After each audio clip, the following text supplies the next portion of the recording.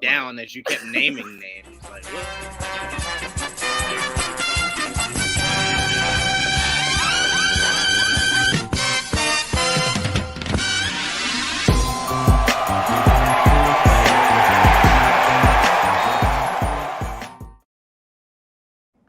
Welcome to an all-new episode of GVN Sports. I cannot wait to get into the topics today. So much bullshit happened on both ends of these two sports, that being football and basketball. I can't wait to break it down with the guys. Let me just jump right into it. Start off with the introductions. First, Didge, I know you're trying to shut down the Vegas Raiders. Abolish the Vegas Raiders. Abolish them as a franchise. Send Josh Jacobs out of the league. Get them. They're done. Done. All of them. Wait, Joel, don't you have Devontae Adams? Who has Devontae Adams? I fucking have Devontae Adams. Yeah. Joel should agree with me. It can't be any worse than last week. 1 point. You do. The fuck? How did you enjoy him this week? Did he put up great numbers for you? I've ever had all year with that. One reception for 3 yards. That shit seems like it can't be Devontae. He's not even trying. Because you know what it is, right? You know what it was. He watched that Aaron Rodgers game where he was just like, I miss those throws. Like, I don't get those no more. I miss those, man. I got to work really hard with this motherfucker, Derek Carr. But look, if I could be honest with you, I enjoy seeing him struggle because it's just like when kids go, I want to be out on my own. I don't want to live at home no more. I want to be out on my own. And they start to get them bills. And they go, oh, shit. Mom and dad used to handle this. This is a lot. Like, Devontae's going through that right now. Like, he's one of my main receivers. It's a different story. Yeah. Well, you know what, Joel? You sometimes got to pull an audible, like starting 3 running backs like I did. Hey, Didge. That worked out pretty well for me, huh? We running back. I don't have enough good running backs for that. I stole the running back you wanted, Joel, from Seattle, and he's been a lifesaver for me since I picked him up. He's been a lifesaver. Derrick Henry ran for 200 yards. That motherfucker was just like, Juwaan, I will will you to this week's win. I was so good. Oh, man. Crazy. He had 40 points, but what saved me was the fact that Joe Burrow was putting up running back numbers while Derrick Henry was putting up quarterback numbers. So I appreciate it. It was a great way to balance me out. But what's going on, Joel? Miserable. I'm playing. I won, even though I had a terrible. Devontae doesn't help at all, but I still won my matchup on fantasy. But everybody else lost, like the Knicks lost, Giants lost. At least in soccer-related news, NYCFC lost. We got eliminated. So that's a good thing. I'm happy about that. They're a local rival, so gotcha. Fuck them. I always appreciate that, and it looks like the Nets is burning down. So it's just, that's true. It's starting to become a better week. It's positive in the net in certain negatives. Right, Not my. It's starting to get a lot better, right? It's like watching a wildfire from far away. That's what the Nets are. We are such haters, and I love it. Prime, what's going on, man? How you doing, Prime? I don't know. It's good. It's good to be in the league. Good to be 7-1. Blessed to be 7-1. But 7-0 in Hell's Kitchen. You feel me?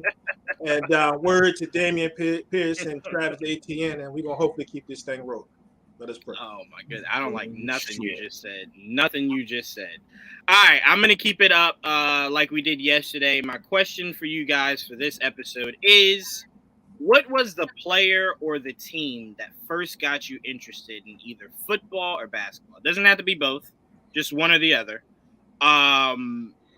For me, it was definitely Steve Nash that got me into basketball, for sure. I remember watching the Phoenix Suns and it was just like, I like that guy. And then they're like, oh, he used to play soccer. I was like, oh, I even more like that guy. Soccer was my sport growing up. I was not physical enough to play football. And apparently they said I was too short to play basketball. So they were like, soccer. I think you'll excel at that. So I played that for 11 years. And to hear that Steve Nash went from soccer to basketball, I tried basketball again. Couldn't even make the team for my church league. So I said, all right, soccer, that's it. I'm going to go ahead and call the day here. But yeah, Steve Nash was definitely one of my favorite players to watch. Those Phoenix teams I follow very, very, very closely. I still don't forgive the San Antonio Spurs for that bullshit they pulled that stopped the Suns from going to the finals that year. Still don't appreciate that shit. Still hate it. It's still F the Spurs out here. But Juwaan, I'll go to you. What was the player or team that first got you interested in either football or basketball? Knicks. Gotcha. Knicks is my gateway drug to all sports. Was it you? Was it Starks dunking on what was it, Jordan or Pippen? Was it that? No, yeah, was it that? It was more later when I started actually paying attention. So it was like the finals run, the Ewing's last legs, I call it. That final one was the Space Jam years. The Space Jam years. Yeah, Gotcha. Right around that era. So Patrick and them, I mean, he didn't even play in the finals. Talk about fuck the Spurs. That's what you say fuck the Spurs to. Different reasons here. But yeah, it was the Knicks. The Knicks are. I'm more. I didn't follow a specific player because I didn't give a shit about sports for a long time. So it was really they got me. It started with the Knicks. And then I got into basketball as a whole. Then it became football, but then it became just the Giants. Then it became football as a whole. And then I've dabbled in other sports. Like I played baseball as a kid, but I still struggle to watch baseball sometimes. But but I appreciate all the Yankees winning during my youth. Won a lot. Yeah. And you had so the Yankees, and then like recently, I've been trying to get into like Rangers hockey and Red Bull soccer. I actually like more than both of them, so like I can watch a whole soccer game. But yeah, it's Knicks all day and Giants. All right. Didge, we're gonna go ahead and skip you. You didn't start watching basketball until Giannis. That's not won true. The finals. I'm joking. What got you into 2 years basketball ago, he became a fan. You just started watching sports a few years ago. But what player or sport got you? Player or team got you interested in the sport?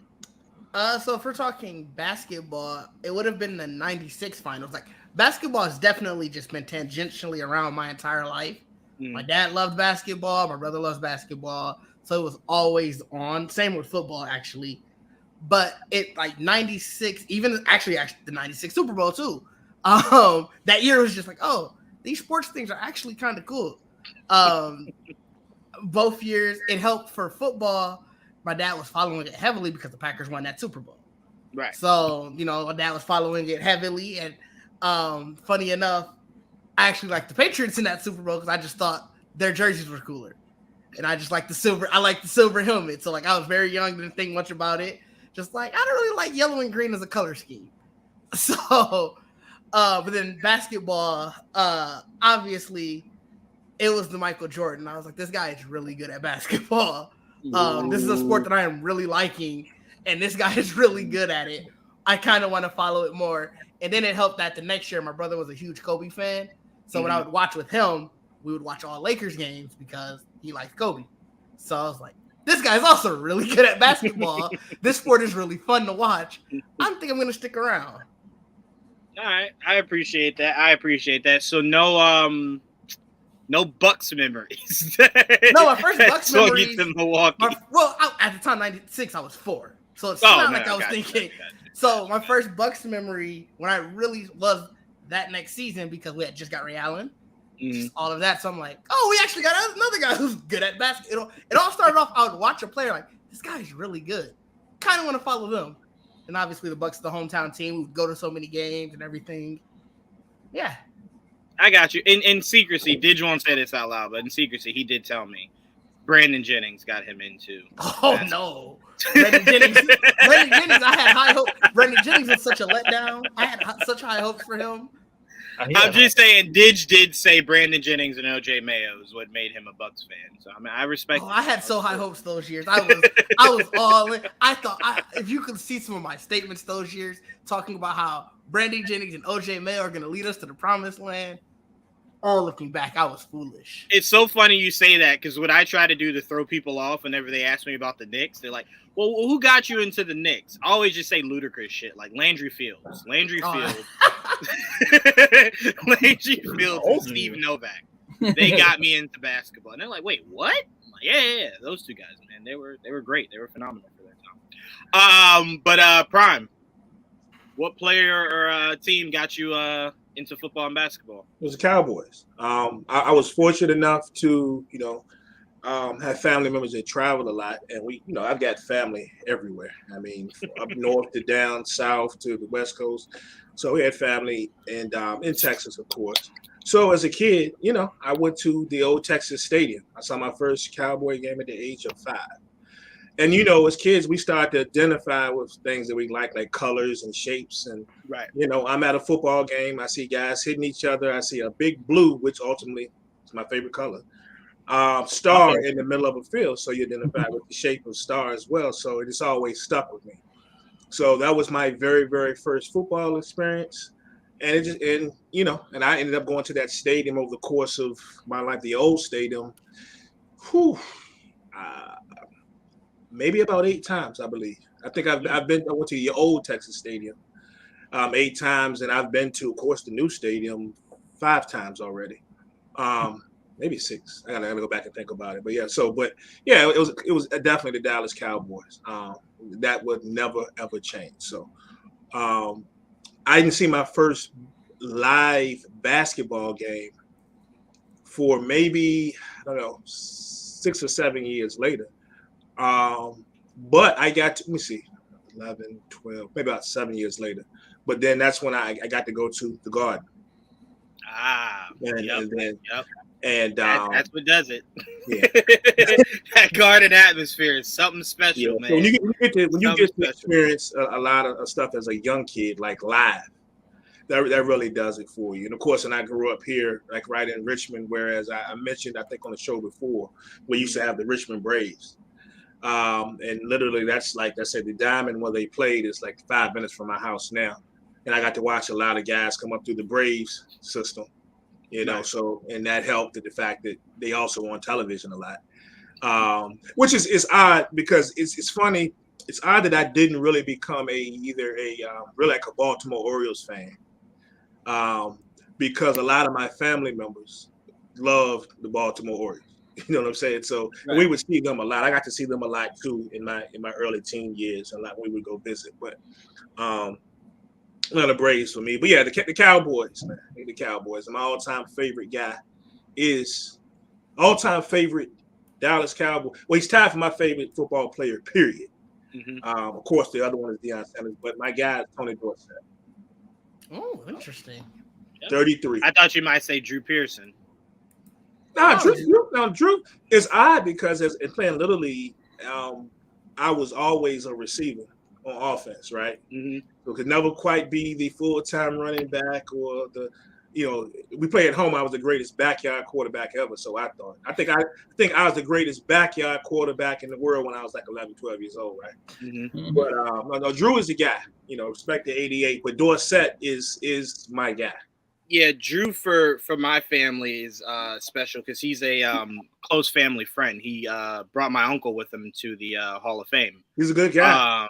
Drew's been very close tied to my family for a long time. So that's all I heard. So like you know how Prime in the Cowboys community, everybody always goes to Michael Irvin, right? And then the newer generation went more so Dez Bryant.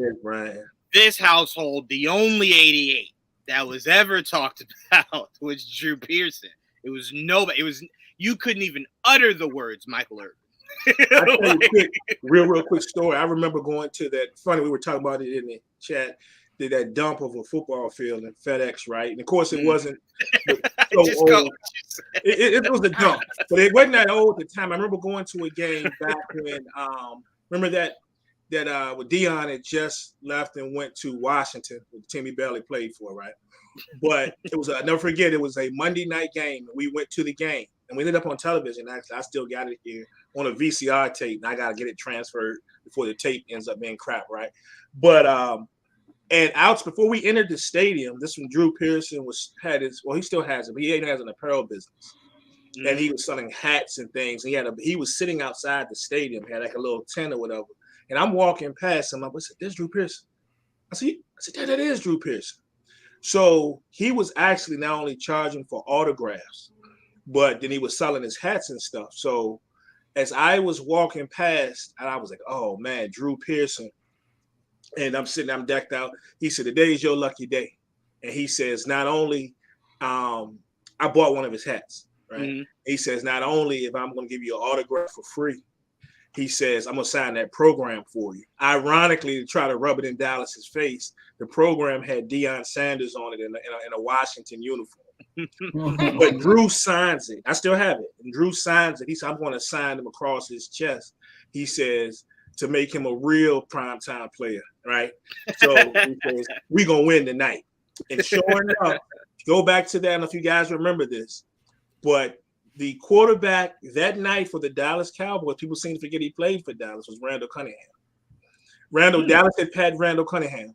We went into that game 2-3. They were 5-0, and we beat them on Monday Night Football in FedEx. I never forget it. Damn. Yep, but and I always think about that program when I said Drew said it was going to happen. Drew said we were going to win tonight. Yep. But he gave me his autograph for free. Yep. That man always means what he says. That is one thing I do know for sure.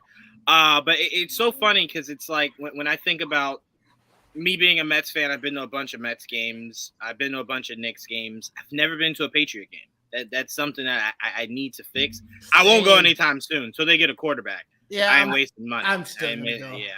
Hell no. I ain't wasting money. When I went to those Knicks games, I was blessed that was the good mellow years. Those weren't the bad mellow years because those tickets were not cheap at all. I would have been very upset. Actually, one of the games, too. Yeah. One of the games prime that I went to for the Knicks was one of those JR untying people's shoes games. So that was fun to watch at the free throw line. Like, oh, he's untying his shoe. So you've never been to a Patriots game, right? Nope, and I got to go to a Bucks game soon. It's been too long. I thought you just went to a Bucks game. That's still too long. So it was like 2 weeks ago. I'm talking about. I've never went. You're like, yeah, I went before. Never went. I only asked because I know Joel's been to. You've been to a Yankees game, a Giants game, and a Knicks game. Man, right. Y'all treat me bad.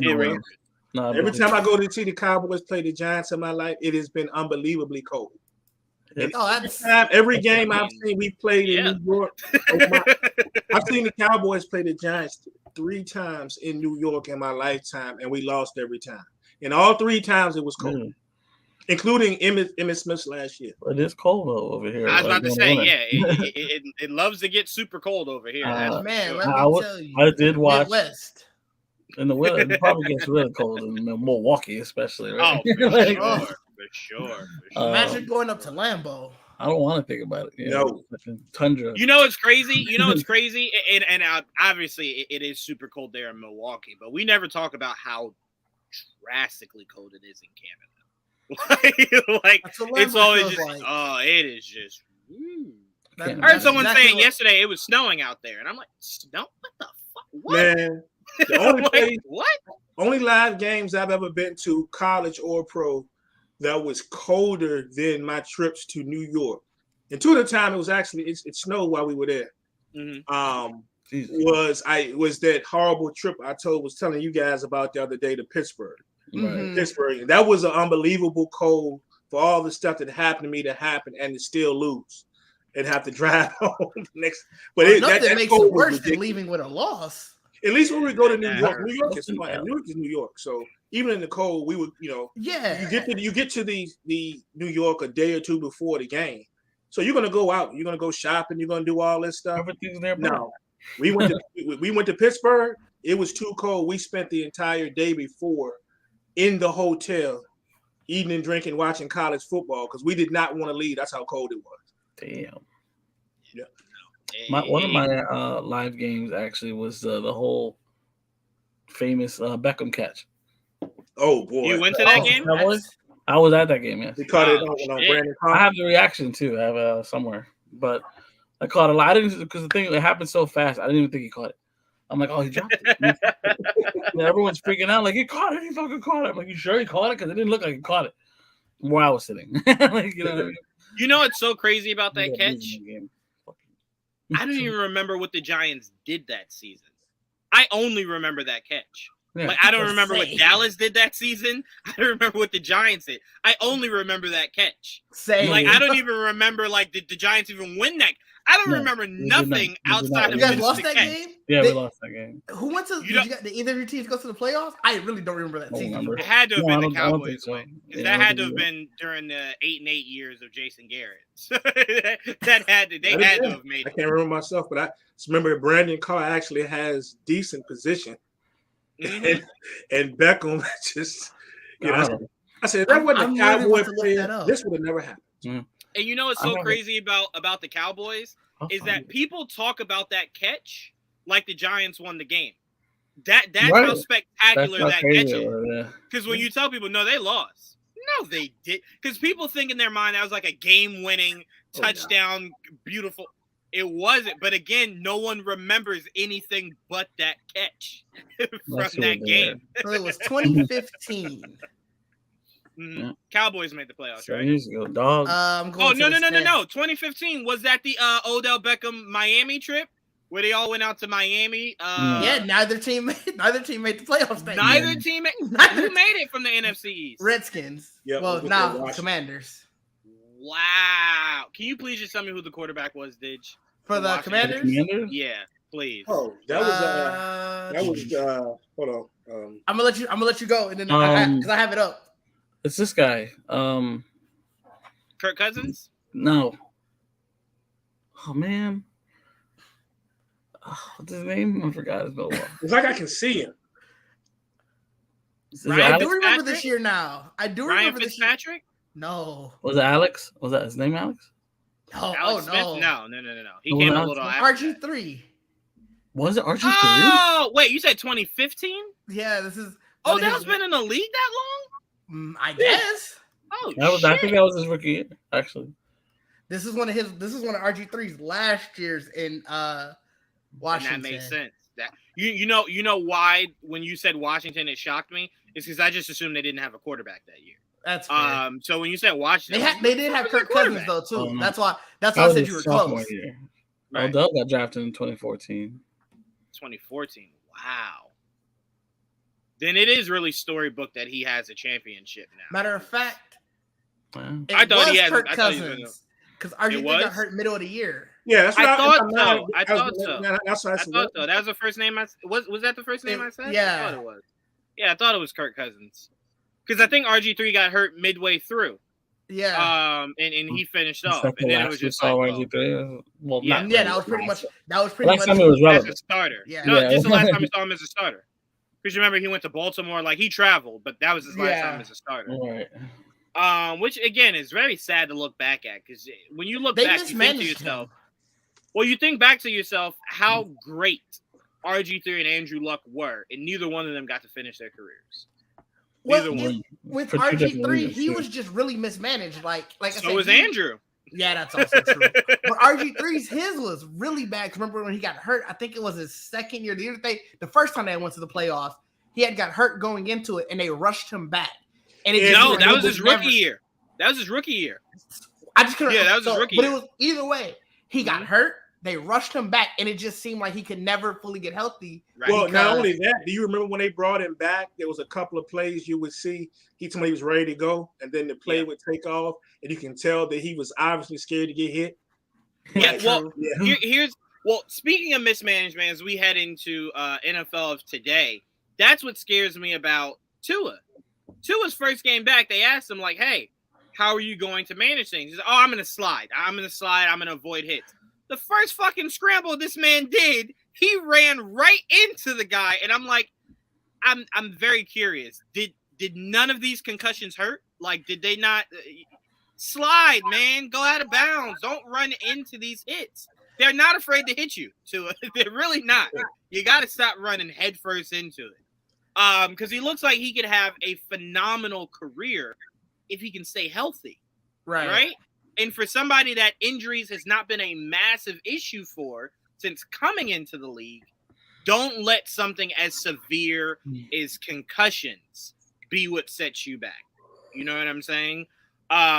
So every time I watch him, I kind of just cringe a little bit because it's like injuries is what robbed us of Andrew Luck. injuries is what robbed us of RG3. And those were two people everyone thought were going to be in the Super Bowl against each other like fucking Magic and Bird for the next decade, right? And it could have been. I didn't.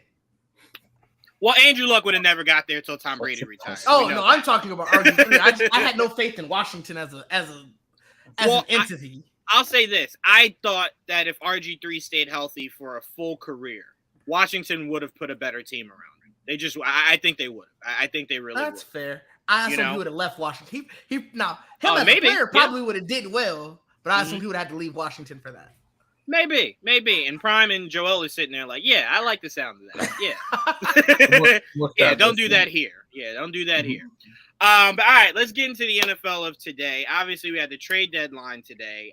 Apparently, and Didge, you'll correct me if I'm wrong, it was the most trades we've had either in history or in fucking forever. I don't know. They said it was record setting. Right, because it was 10. It was 10. It was 10. So they said it was the most for the trade deadline, which is staggering because 12. We had 12 today.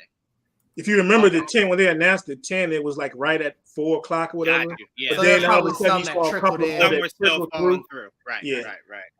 I will say this though. What's shocking about how many trades we got today is how long some of these teams allowed themselves before pulling the trigger, which to me was staggering, right? Because it's like some of these moves could have maybe altered your games that you lost. You know what I'm saying? Like, to wait till now, it's like, well, maybe now it's hard to dig yourself out of that hole. But for me, it was a lot. But Joel, I'm going to start off with you and Prime, and Didge, me and you can go last. But Joel, I'll start with you first, man. I'm going to be honest. I'm not a Giants fan at all. I pray for your downfall daily, but it really hurt me that Jerry Jeudy was not a move you guys just went and pulled the trigger on. It really did. I was hyping it. I was talking to my dad like, yeah, I mean, you can't worry about draft compensation. You can't worry about, salary or anything like that. You just need somebody that Daniel Jones can count on, right? And Jerry Jeudy for a lot of this season has been healthy, right? So it's not like health is a problem, which is a big problem for a lot of your receivers you have now. So how do you feel about that, Joel? And we could take wide receiver out of that. Was there another position you thought they should have pulled the trigger on today? Not necessarily. Wide receiver is the main one. I mean, middle linebacker, somewhere inside linebacker would have been nice too, but like that wasn't like a necessity. We've been managing, and I think that's all they've been doing is just managing. It would have been nice, but I guess the asking price was just too high for anything they really were looking at. So at the end of the day, they decided to just punt and just go off of what we got. We were still 6-2 without a good wide receiver. So right.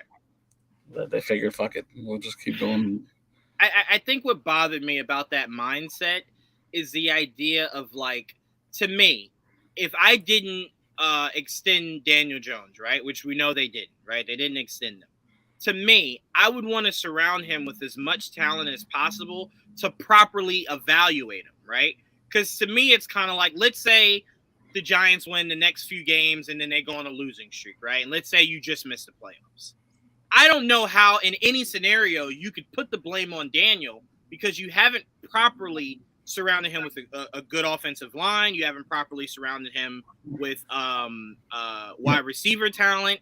So I'm like, if he slides, is it really his fault? Or did you not properly set him up in a big enough position to win? You know what I'm saying? So I'm like, for a guy that you're still trying to figure out whether or not you want to keep him, to me, and I'm not saying go all out, like throw away draft compensation, but I would at least go get a big name like Jerry Jeudy or Claypool, somebody like that I can say, well, you at least have your go-to target with Saquon in the back, to kind of powerhouse people, right? I would just want to put him in the best position possible. So that way, if he has the top-notch receiver, you have your top-notch running back, and you still can't win games, I know it's a you problem. But if I don't surround you with enough talent and we start losing, how am I properly evaluating? I think that's already That ship is sailed. Basically, I think they already have an idea where he at. You know, I think. But do you think that's fair? Do you think since he's been in the league, they've surrounded him with no, enough but talent? that's not this regime's problem. Like their last 3 years, like it's different people. You know what I mean? So right now, they can do what they can with what they got, and they don't want to fuck up the cap for next year, so they can actually build a team. You know, and to me, they've seen enough. I think from Daniel Jones and Saquon to have an idea what they want to do with them. Would have been nice? Yes. I mean, like they just asked him today because he had a press conference. He's like, would they be open to bringing Odell back? And he said, sure. As if as long as he's healthy, we're open to it. Obviously, for the right price, he's gonna want to get paid. But like, how much he's gonna pay? He's coming off an ACL. It can't be too much, but also 2, not 1, right, 2. Right. So he's like, coming off 2. So for the right price, he's on the same leg? Healthy. Huh? Yes, on the same leg. Yep. I think it was on the same leg. And if he's willing to come back, he's open to bringing him in. I mean, that's awesome. Rough. That is rough. It's sad because I mean he's a good player too. So like, we'll see what happens with that situation. But like, I can't really. I understand their point, and look, we're running on house money, so like it's like that. And then I understand they don't want to. They don't want to go. They're not trying to. They got assets for what's his name, Tony. They got a 3rd and 6th for him this year. It's more compensation, which is going to help out. So it sucks, but at the same time, I understand what they're going through. Let's see what we can do after the bye. It makes sense that it was the same leg, though. Now that I think about it. Because he did the cut. When he did the cut in the Super Bowl, you can kind of see it. Like, as soon as it happened, like, yeah, I get it. Last thing, Joel. But either way, once you tear it once, it's susceptible to being torn again. It never truly fully heals. It's very easy to tear it again. Right. Mm-hmm. Last thing, Joel, before I kick it over to Prime for him to talk Dallas. I think my biggest issue, like, I get it. I get it. You don't want to do too much this year and it sets you back for next year. But my problem with that is if you continue to win games, you're going to put yourself in the same situation, Joel, that me, you, and Prime were frustrated the Knicks were in a season or 2 ago. You're not bad enough to get a lottery, and you're too good to get the lottery, and you're not, you know what I'm saying? Like, you put yourself right in the middle of the pack. NFL. No. I'm saying my issue that was with the Knicks was that they were too good okay, my bad. I missed that part. But for the NFL, I'm sorry. For the NFL, you were too good to be that top 5 pick. You got a top right? pick. Right. So it's like you're gonna end the season in the middle of the road, right? So now you're depending on 14, 15, 16 to be something you're looking to go get. So for me, that's why I'm saying I would trust that Jerry Jeudy is a better investment than whatever 11 through 16 is in this upcoming. You don't think that means that they made their decision on Daniel Jones, that they feel like they're playing with house money? No, I think Joel was absolutely right that they have made their decision. I'm just very much of the mindset that, to me, and again, I know it's a new regime, so they don't give a fuck. But I've never thought that kid was given a good enough shot as a quarterback of the Giants, because whether it was Saquon being injured, whether it was a very shifty offensive line, whether it was receivers dropping like flies, whether it was Evan Ingram dropping footballs like flies, it was just so many problems, right? Whether it was an offensive coordinator that was trying to end the Giants with negative yards in the game, there were just so many problems this kid was going through that I kind of feel like you were never given a shot, like a true shot. You know what I'm saying? Like, Mac Jones has weapons galore, right? His problem is just the offensive line.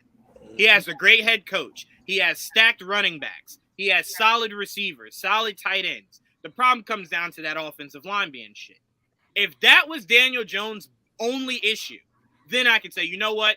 You might have to find a way around that. I can't give you an excuse. But everything around this kid has been crumbling till now. And now we're talking about, well, next year you won't be back. Well, damn, right when it's getting good. We don't know that. We don't know that. But let's say that they don't. You wait till you get good now. Now it's like, no, goodbye. Well, no, now is the chance to really go in on this kid and see if he can be that for you. I think that was the only problem I had. I just don't think you sign him to like an exorbitant amount. I think you can get him for a good price. Now, will someone outbid him is really the issue. Like, is there going to be a team that's if like, there is a I will team give him the that house? outbids Right. for Daniel Jones, I will bet money that they thought they meant Mac Jones. There should not be a bidding war. I'm not saying there won't be teams that want to sign him, but there should not be two people looking at each other like, I'll outpay you. Like, yo, relax. Like, relax a little bit, y'all. Relax. But no, it just hurt me, Joel, because I feel like this is a year where he can really strike up some magic, but you got to put proper things around him for him to sustain that said magic. We'll get into it, but that Seattle game, he could have used a lot of big name help. Of In that game. But, so it's like, right now we're depending on hopefully Kenny Galladay wakes up from the crypt that he's in currently. So when he gets healthy. I tell you what, Kenny will not wake up till he gets traded. He'll wake right up. What did Charles Barkley say? Nobody's taking that contract. What did Charles Barkley say about James Harden in that one episode? Oh, he healthy now because he on a new team. He healthy now. Now he healthy. But Prime, I'll go to you next. Dallas was definitely one that frustrated me because I saw a lot of defensive players getting traded, right? And I'm just like, guys, come on. Like, this is a different situation. You got your quarterback locked up, right? You got a running back that's only getting older. Not necessarily in years, but in running back years is getting a little too old, right? To kind of be your workhorse. So I'm like, you got to kind of at some point push all the chips to the middle. Now, what I will say for you, Prime, is drastically different than the advice I had for Joel, is that Cowboys somehow draft extremely fucking well. Like, they're one of the best drafting teams in the NFL. They find gems all over the place, right? So it doesn't matter where you guys end up. You just always land on a gem somehow, right? So it's a little different for you guys, but I kind of feel like at some point you got to go all in, right? You got to go all in. There are receivers going where you guys could use receiver help. They were defensive ends that could have shored up that line for you guys to really make you unstoppable. There was a corner that went that I thought you guys could have used on the opposite side to help out Diggs. I just really thought a move could have been made for Dallas. But how did you take this deadline for Dallas? Is what we expected. Most of Cowboy Nation. That sounded so defeated. Yeah, I mean, Jerry doesn't do it anymore. Like, that's just what it is. And a couple of weeks ago, he shot it down when he said that they didn't expect to be active at all. And then, late last week, then over the weekend, they kept asking him, and he finally admitted that some teams had been in contact with him, the way that he put it, about receiver help. And when they said that, I immediately knew. I said, it's got to be Brandon Cooks. I said, it has. And what we found out is afterwards, when it was over, it was indeed Brandon Cooks. They said that the Cowboys were as close as anyone for landing Brandon Cooks. They said, but towards the end, they couldn't agree on draft compensation and how they want to work that $18 million that he was owed. That's a problem. But this is my thing. My thing is, if you have a team, if you think that you are ready to win right now, I think you make the move. Because if you look at it, if you look at the way our receivers are, so you look at CeeDee Lamb, right? So everybody was talking about what CeeDee Lamb, a number one receiver. Now you have people questioning if he's a number one receiver. Now, whether he's number one or not, one thing about him is he's going to make some big plays. He's the type of guy to drop an easy one, but then he'll catch some crazy stuff in double coverage over the head. But, it's a debate whether he's number one receiver, right? We know that Gallup is not. Gallup is that guy that will 2 to 3 times a season will make some of the most spectacular catches you ever see. And then it'll disappear, right? At least if you go after a Brandon Cooks and you get a Brandon Cooks, you have a guy, if he does not. I heard a Cowboy fan says, he's just speed. We want somebody to go deep all the time. That's what the hell you want. Look, we're watching CeeDee Lamb catching stuff over the middle, double coverage. We're seeing what Gallup does. We're seeing what Noah Brown does. We want somebody to stretch the field a little bit. And some of those other guys, he can either, Dak throws a decent deep ball, most times or not. I think he would have been perfect. I mentioned to you guys that I would have loved to see a linebacker, but once, I know we weren't going to pay for Smith. And then, as far as making the other defensive play, we probably would never in it for like Burns or Chug. Burns, I heard a lot of teams were after Brian Burns, but Burns, they were looking for a 1 and maybe a second pick. I know they turned down 2 1s or whatever the fuck for Burns. Yeah. They wanted a lot for him. So once we got past the linebacker thing, the only 2 things that I really thought about was another wide receiver. Now, you mentioned the corner. I would have loved to have another corner to take Brown's spot on the other side of Diggs, right? Or at least a surefire corner to make up for the absence of us losing Jordan Lewis, who's he's darn good as a nickel corner. Mm-hmm. And we lost him, ironically, while he was getting a turnover for the team, which was crazy. I would have loved it, but I don't know. To me, I didn't really see anybody out there. Like, I don't know if you were talking about William Jackson. I think William Jackson is trash. I think I think the cornerback that people should have looked at, but the last game he played was not good film tape. I don't understand why the Colts aren't making Stephon Gilmore available. Right? Yeah. And then I thought to myself, well, Terry did make him his bitch on Sunday. So maybe that's what teams saw when she's like, oh, no. I mean, but William Jackson might benefit from a change of scenery, but that defense that he's going to is already struggling right now without a lot of key pieces on it. And then maybe it could have worked out for us if we're talking about maybe, working him into that, that we go 3 corners. I was about to say he wouldn't need to be your your primary. Yeah. Yes. Thank you. If you're talking about getting him to maybe move him if he can play inside or whatever, well, I probably would have been fine with that. But I was really disappointed. We were Cowboy fans, real Cowboy fans know that we probably weren't going to make a move, right? And you think about Jerry did mention, he brought up a good point. If it works out, we're getting James Washington here, which they brought him here to be the number 3 receiver, right? And his projected time was week 10. All right, so we're on a bye week this week, so we may be seeing him within the next week or 2, possibly. So maybe that pans out, and I hope it does. But if it doesn't, and the receivers, the issue, then I'm going to find Jerry. Because wait, what did Claypool go for? A 3rd, right? A 3rd and a 6th or something like that? We had a 2nd, right? Or was it 3rd? If he went for a 2nd and Dallas couldn't give up a 2nd, I think he went for a 2nd in 2023, I believe. Come on now. Y'all couldn't give up a 2nd?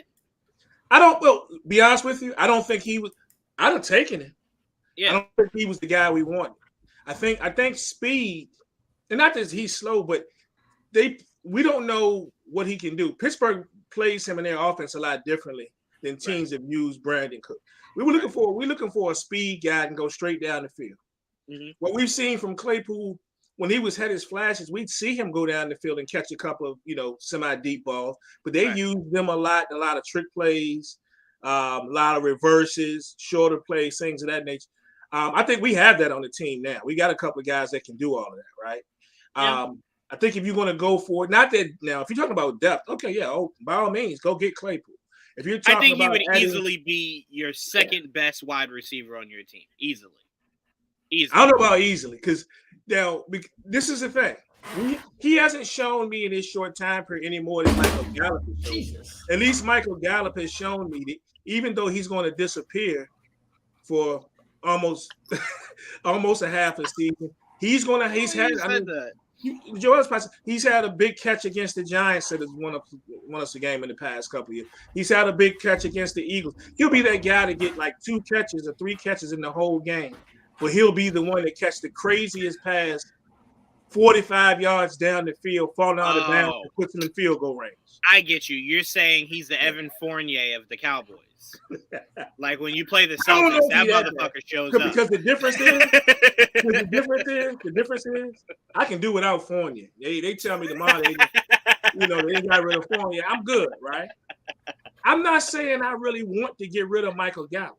I'm just trying to tell you that because Michael Gallup has put us in position to win some pretty big games, bro. I'm telling you. Hey, when we play the Celtics, Fournier puts us in some pretty good positions. We just got to play the Celtics.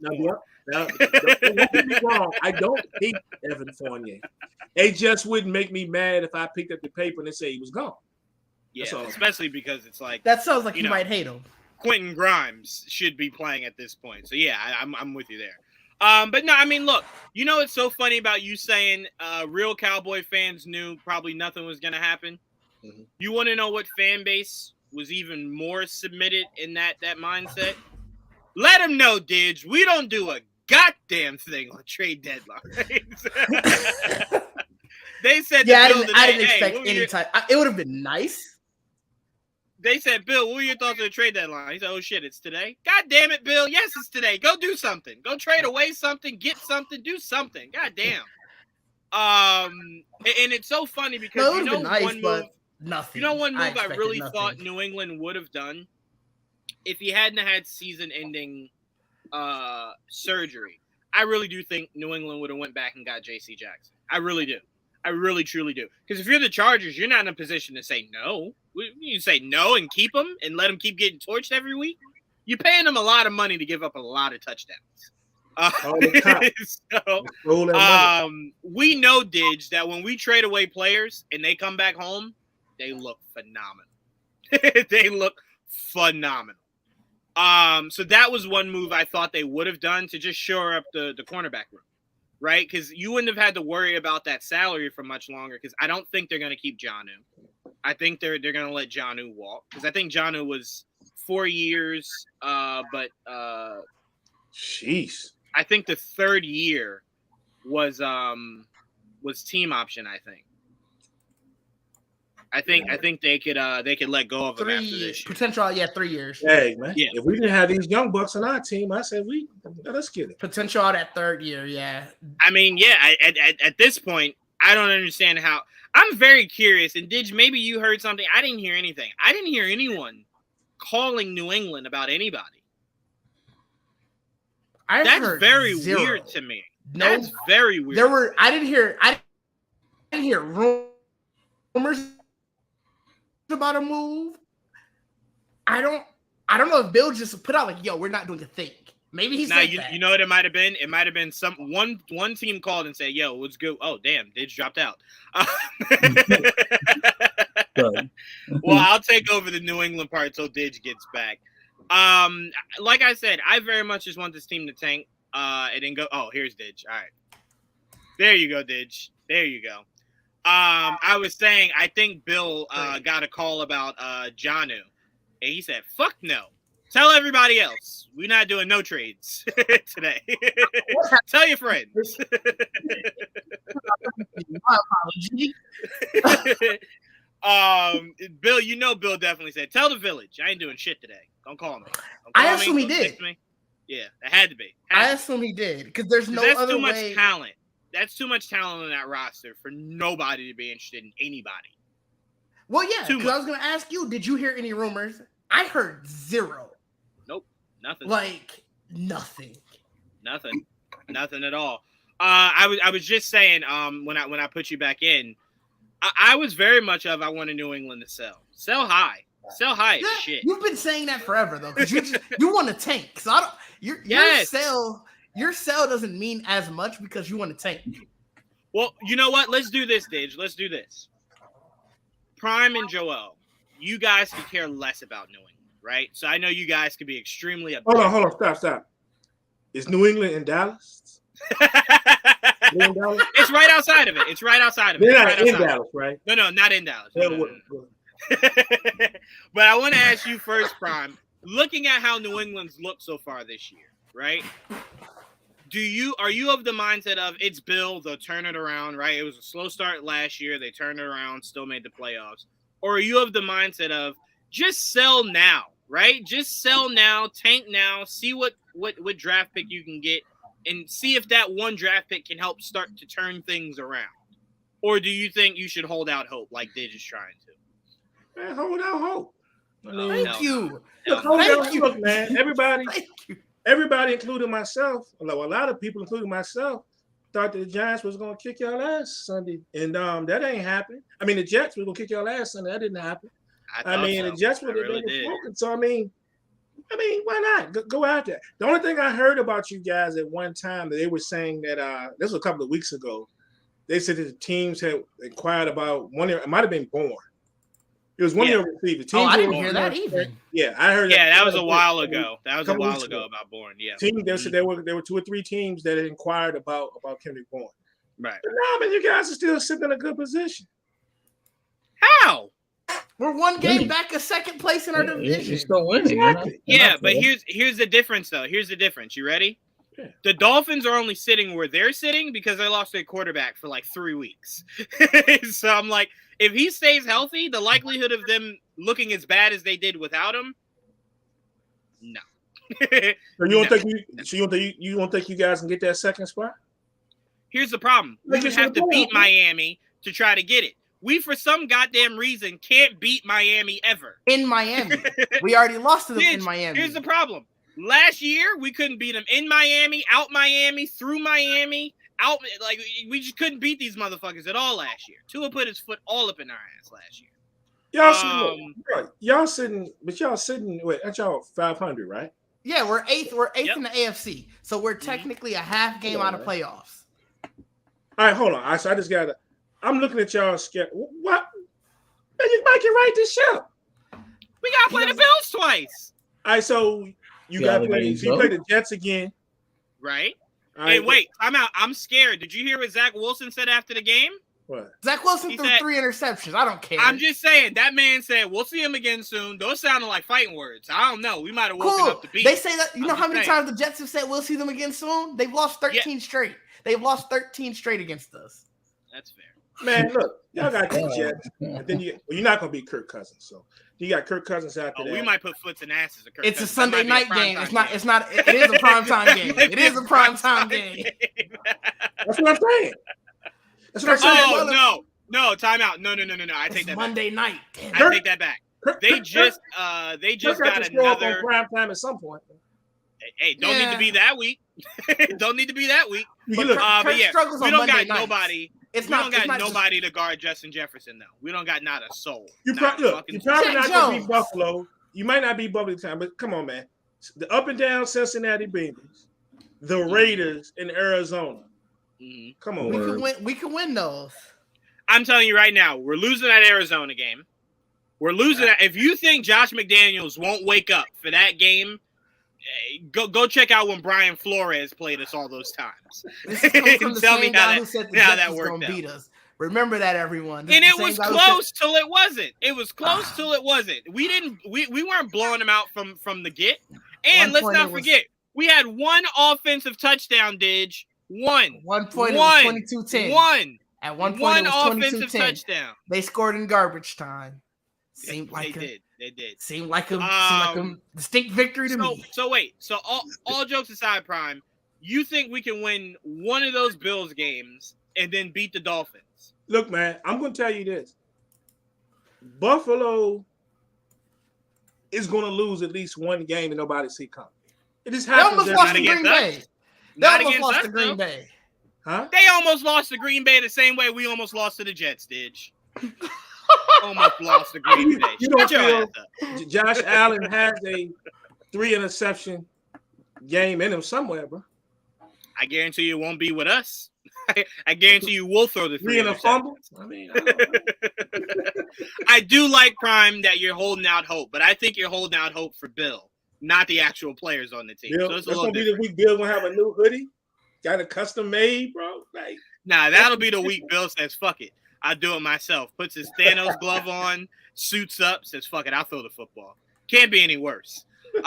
Joel, do you think New England could turn this around? They've been shockingly good, especially that defense. So, like, I think there's a chance. They're up and down, so it might end up exactly where you think it might. But, but it might be the opposite. I mean, the fact that they've been pulling out some of these games that you were not expecting them to win, and then you have those weird fucking Chicago games that come out of nowhere. You know, I mean, you can't how you forecast that? Like, you know what I mean? Like, it's hard to like know what the fuck you're gonna get with this team. So, like, That's what I'm saying. They're just sitting here saying we can turn it around. Justin Fields had a field day to be fair, against New England. And you think the better quarterback? They have been playing well. They have. So my question is, Joel, we gotta play Kirk Cousins. We gotta play Josh Allen twice. We gotta play Tua again. That's 4 games right there that are all losable. They can lose too. All incredibly losable. They're also winnable. Them Bills games ain't. What's the Bills almost lost to Green Bay. Stop saying that, Didge. Now, what was your question, Joel? What is the defense ranked for doing? Oh, let me probably. It's either top 10 or right outside. I don't think. As long as you have a top 10 defense, you have a chance. Shit, we had a top 10 defense this year. What's his name? Stevenson. Titans knocked us out of the wild card with Brady. We had a top 10 defense. That shit don't be meaning nothing. You gotta score points in this motherfucker. Yeah, well, you got a runner. You have a good running back for the first time. We have a great runner in like 50 years. It's like in 50 years. That dominant. When's the last time you had a dominant running back? LeGarrette Blunt. Dominant. LeGarrette Blunt won us a whole second half in the playoff, in the AFC Championship game. That man was 11. A monster. I thought we were right outside, Didge. I thought we were either in the 10 or right outside. What is it? So it's 11th, Joel. 11th. That's not that. Well, I said 12. I know it was running somewhere. Yeah, it wasn't drastic. I knew we weren't like horrible. We're top half though. Yeah. Right. What was I gonna say? Yeah. As far as dominant running backs, we usually get one every few years. It's just the problem is we don't keep them. Ben Jarvis Green Ellis was a really good running back. That motherfucker went right out the door. Really? Jonas Gray. No, I said really good. I didn't say transcendent or phenomenal. I just said he was a really good running back for us. That's all cool. I said. He was a good running back. Didge, I'm not making him up to be something he wasn't. He was just a really good running back for us. Cool. James White was really good for us. Hey, man. Lawrence Maroney was really good for us. I remember back in the 90s, man, I used to run you guys. Y'all was one of my 5 teams I used to run to death on Madden. Man, y'all had Curtis Martin, man. I used to eat that was live with Curtis Martin. Bro. Even Corey Dillon. Corey Dillon. Kevin Falk. What's his name wasn't bad for us. Stephen Ridley wasn't bad for us. You went back. Like I said, we rotate running backs, but as far as dominant, LeGarrette Blunt was probably our last dominant running back. That motherfucker was a monster. I mean, a straight up fucking monster, a bulldozer. I mean, Deion Lewis had a chance and then got. Well, only reason I didn't say Deion Lewis was that he was never a every down back. He was more so like Brady's go out and I'm gonna throw it to you. Like, no, remember he started off about to be. Remember he had those couple of games where he went crazy, then he fumbled, and Bill was like, "All right, you're out." And Bill looked at him and said, "You're dead to me. You're dead to me." He fumbled. I swear he fumbled once, and then Bill was just like, "All right, well, that's it. Next guy." Bro, Bill has lost his patience. Damian Harris just got injured, and Bill said, "You're dead to me." It's Stevenson's house now. It's like, God damn. True. But you don't let him get his job back? That was a good choice, though. This kid Stevenson's really good. Stevenson is phenomenal, but I can't forget Damian Harris. Like, that man hasn't been a really good running back for us since he came into the league. But Bill don't give a fuck. He said, "All right, next. All right, Stevenson, come on." He said Damian Harris. Hey, here's the reason why he's using Stevenson so much. Didge, guess who's in a contract year? Oh yeah, of course. Damian Harris. Bill's like, "Bitch, I ain't paying you. Go ahead and look for. Go ahead and sell your house. Go ahead and sell your house. You won't be here next year." Guarantee you, Damian Harris is a running back for the Raiders next year. Guarantee you. This cheap-ass team. Yeah, Bill don't like to spend no kind of money. All right, let's go over this really quickly. The team you expected to do something that did nothing. Didge, I think me and you have the same one. So we'll go last because I think we have the same one. We talked about it a little earlier. I think we do. The team that did nothing that we thought should do something, and they remotely did nothing. I think we might be. But if we're not, okay. All right. Joel, was there a team that you saw that you really thought, was you're just a few moves away that made no moves at all?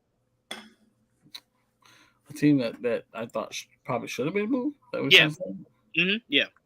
Not necessarily. I mean, I know some people were like, "Oh, well, Buffalo probably should trade it for a running back, a more dominant running back." I'm like, not those are far and few and far between in this league at this point.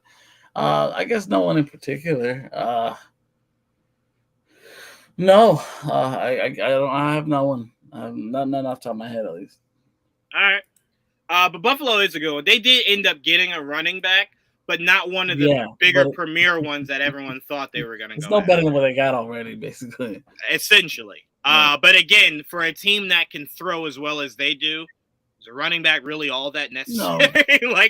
Josh Allen is your running back. You get a nice complimentary piece. But to be fair, they got a running back that's known to catching passes. Right. Absolutely. Because Josh Allen's going to look back and go, I'm sorry, are you in the I formation? What are you doing back there?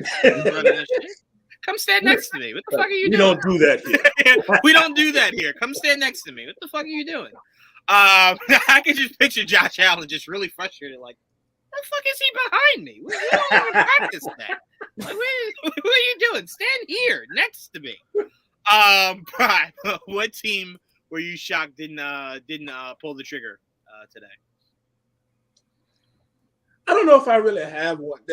If I really thought about it, I may have said Cleveland. And I thought, and I don't know if they did or not, but I thought Cleveland may try to get in on that tight end market, maybe.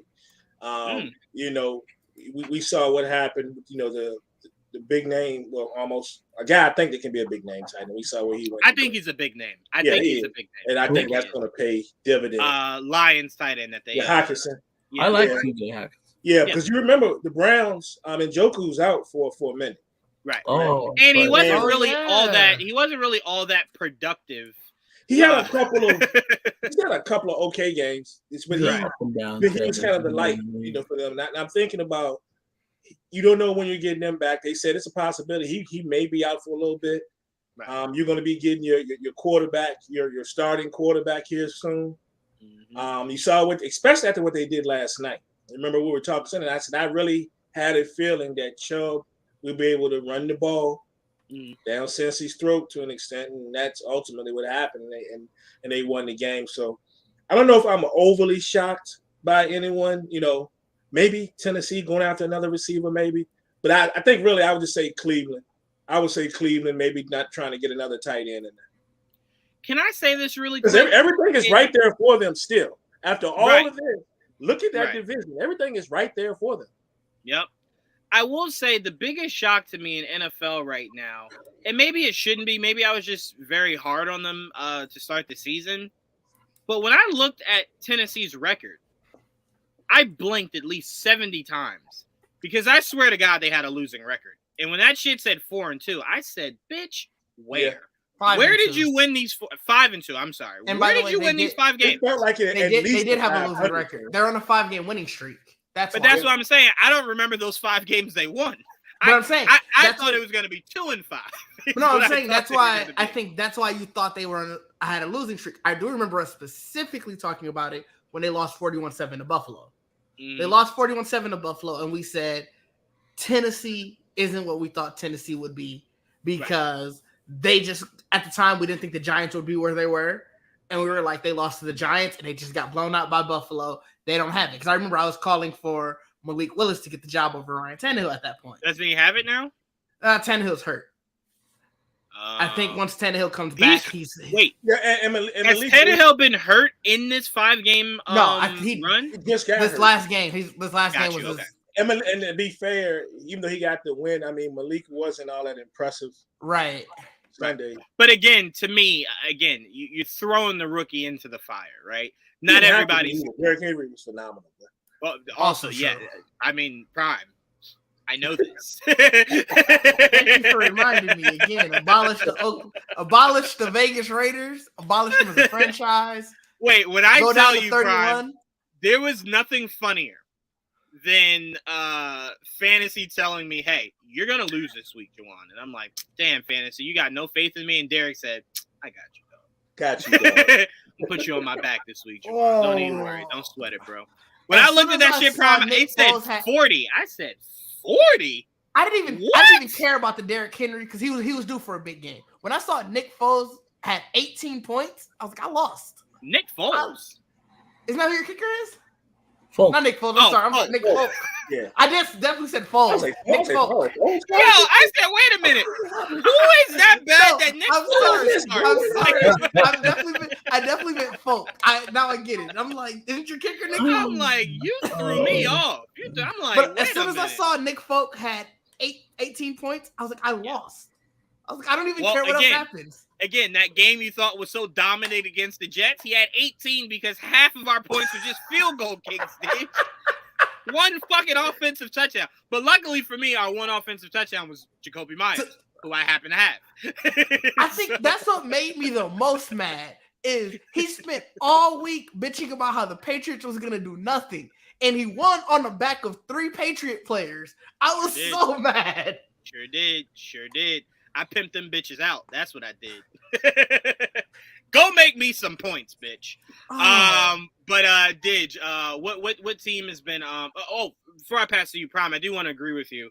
I think it will end up biting Tennessee in the ass, not going for a wide receiver, because to just hope that one of these guys truly elevates in the course of this season. You don't have bad receivers. But everybody's that name was available to be traded for is better than everything you have on your roster. They don't got good receivers. They have 3 receivers on IR.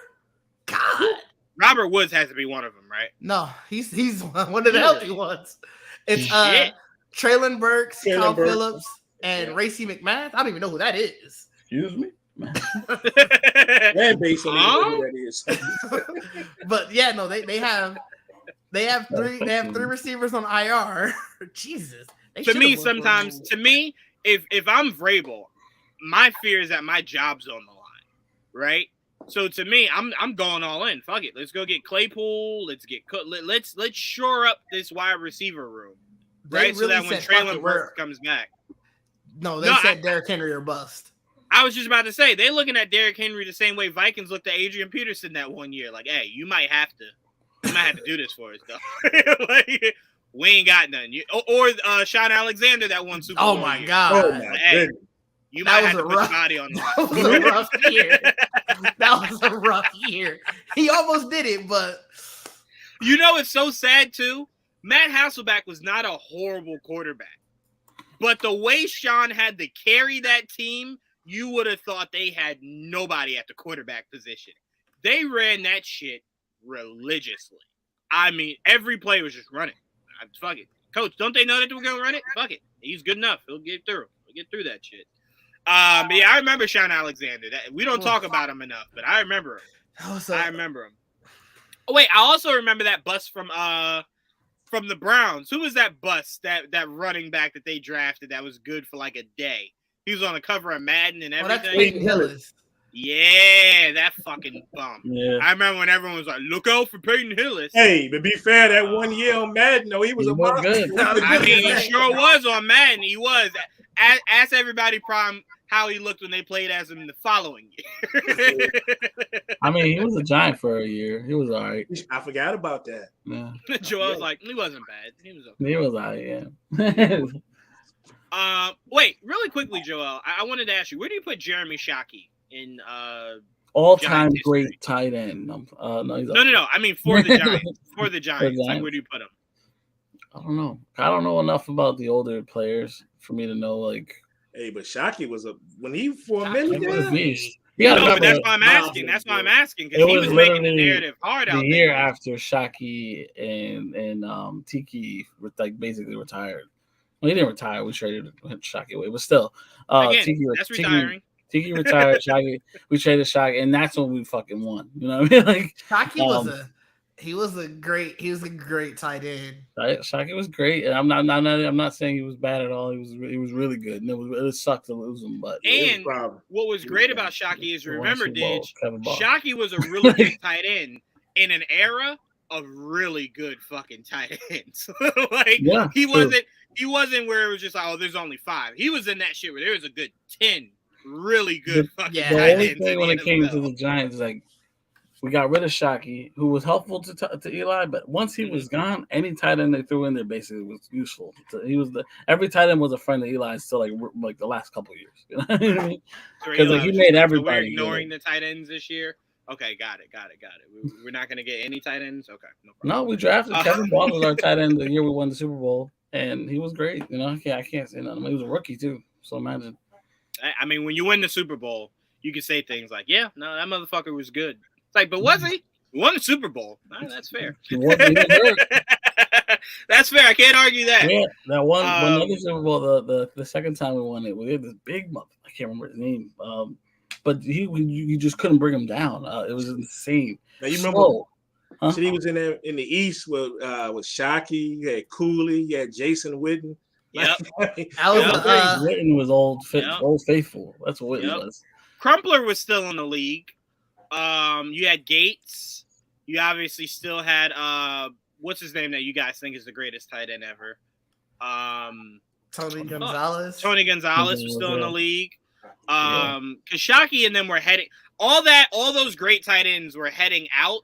Is Kelsey and Gronk were heading in, and then it was just like, oh, this is a change of the guard. These are the big motherfuckers right here. Breed. Yeah, those were like the new Terminators when those motherfuckers came in. But Didge, what was the surprise team that you thought would do something today that didn't make any moves? I really still thought the Packers would do something. Aaron Rodgers. That's why I said it's okay. We had the same team. Yeah, we had the same team. Aaron Rodgers has basically been on local media talking about how we need to get better, and he's done a lot talking about how their current players need to get better, how they need to stop making mistakes. But the crux of everything has been we need to get better. We aren't as bad as our record states, blah blah blah. But we do need to get better. So I thought at one point essentially they were just going to be like, all right, well, fuck it, we need to do something. Right. And when they didn't, like, I didn't hear even any whispers of any moves to Green Bay again. Like I was saying for New England, I didn't hear anything. And it shocked me. It's like you really were like, all right, well, we're gonna try to win this way. And hey, they pretty much said, hey, you fucking wanted to stay, so this is what you got. It's insane. It's really insane to me. Like I know I think he was on. Matter of fact, that was the other thing. He specifically was on a Pat McAfee show earlier today and was like, I really hoped I could have came here with news to like break a trade. But I can't. And that was when I knew I was like, all right, nothing. Shit. That's when I knew I was like, nothing's happening. Not at all. And it's so funny, Joel, because me and Didge were talking before you came on, before we started the show. So listen to these names. You ready? Mm-hmm. So Devontae Adams, Donald Driver, Greg Jennings, Randall Cobb. Donald Driver, to be fair, they didn't let him go. He just retired. No, he retired. But he was also towards the end of his career when Aaron made the transition into quarterback. So take Donald Driver out and replace him with Jordy Nelson. So those are 5 legit names, right? Mm-hmm. None of them motherfuckers, minus Randall Cobb, will have retired a Packer. That's insane to think Technically, Jordy retired a Packer. Oh, he did retire a Packer. That's true. I'm sorry. None of them outside of Donald Driver stayed as a fucking Packer. So that means the Packers are just like, we think we got a quarterback that makes receivers. You don't. But I mean, Jordy only retired a Packer because he signed a 1-day deal. Remember his No, but it still counts. I was wrong. It still counts. But I'm saying, to me, that's why I said, whenever people try to put Aaron Rodgers and Brady in the same conversation, it's difficult for me. Because Brady lost Randy Moss, and his premier receivers were Danny Amendola, Chris Hogan, Julian Edelman, right? And Rob Gronkowski. So we're not going to act like he didn't have greatness, right? And Rob Hernandez before, the whole thing. Oh, Hernandez also. And the motherfucker went and won a bunch of Super Bowls. Lost the best receiver he's ever had and turned out Super Bowls. Rodgers lost Devontae Adams for 1 season, and he looks lost. And Didge, there's not even the excuse of, well, they're so young. Brady did have that growing period of, it looked like Danny Amendola came here and was injured all the time. He was a bust. Chris Hogan. Yeah, but I got to push back on that. Go ahead. These receivers this year, I mean, obviously, I I watched every Packer game because I get you.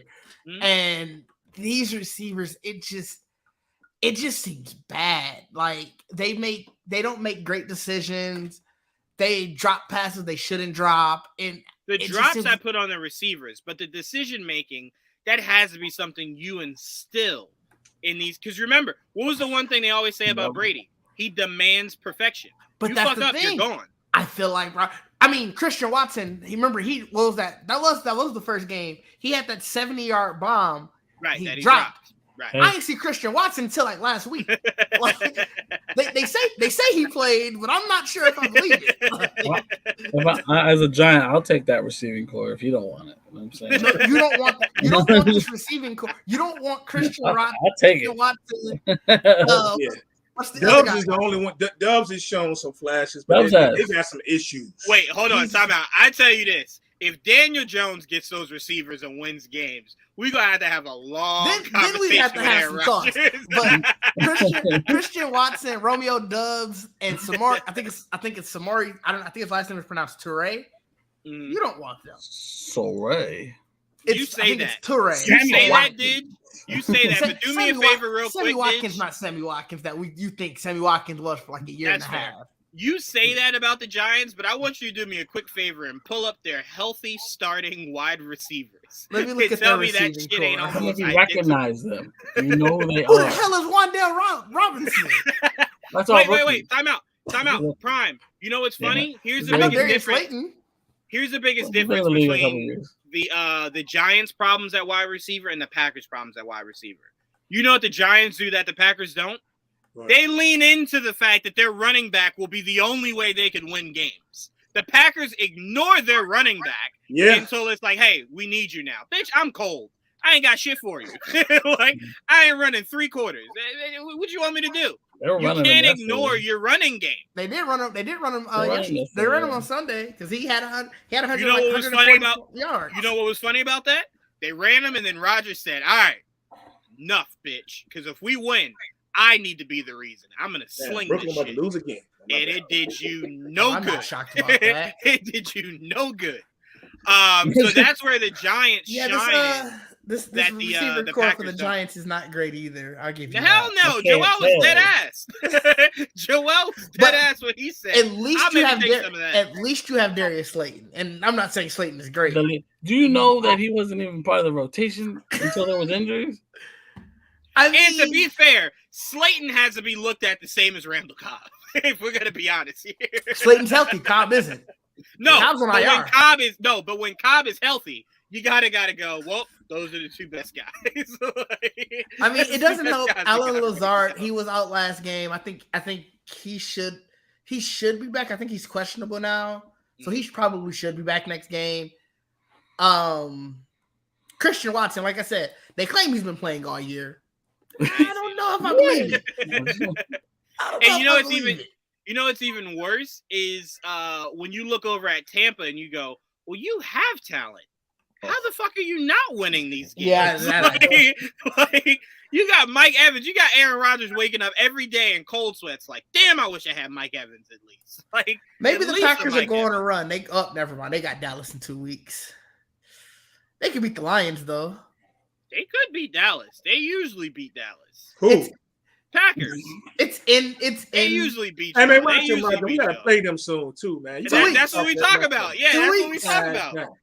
Oh, wait, hold on. The Packers still don't got Mason Crosby, right? Is he still their kicker? Yeah.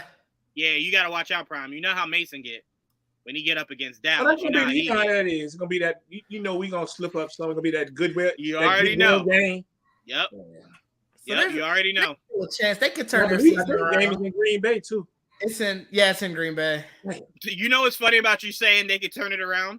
That's what Rodgers told the media heading into the Bills game. This will be the game where we turn it around. And it was you figure after it's a tough schedule because after Detroit this week, they got Dallas, Tennessee, and Philly. That could easily be an 0-3 stretch. Time out. I'm gonna be real with you. I don't even think they could beat Minnesota again. They got Dallas. So after Detroit, it goes Dallas, Tennessee, Philly, at Chicago. Then it's their bye. Mm-hmm. The Rams come into town. They go down to Miami. They go to Minnesota comes in, and then Detroit comes in again. This Tampa Bay we're talking about?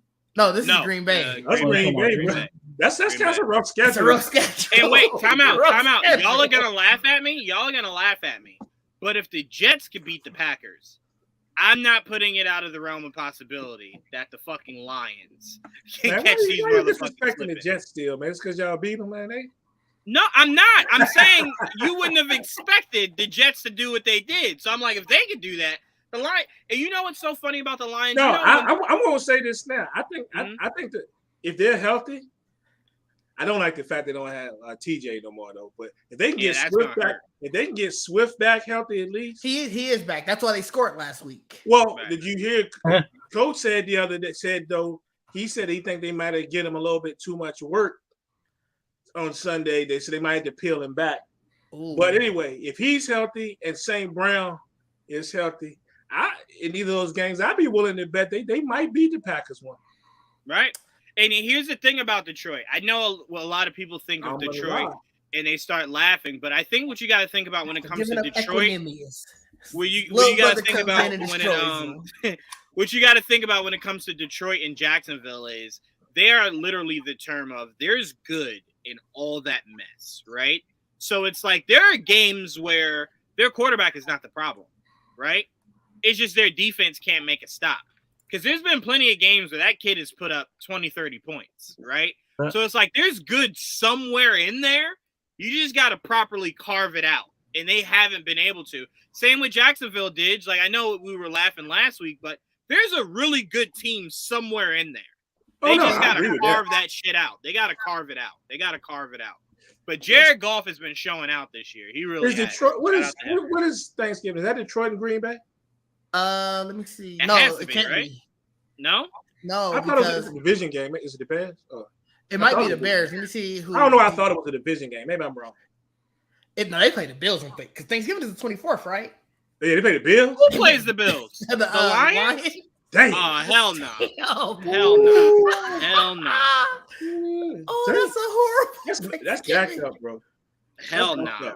Who else is on Thanksgiving? How could you? This is my thing. I understand that you got to plays on the schedule, but how do you even let them schedule that game? Oh, we play on Thanksgiving. Well, to be fair, the Lions have to play every year. That's just like a no. But my point is, traditionally, the Lions suck.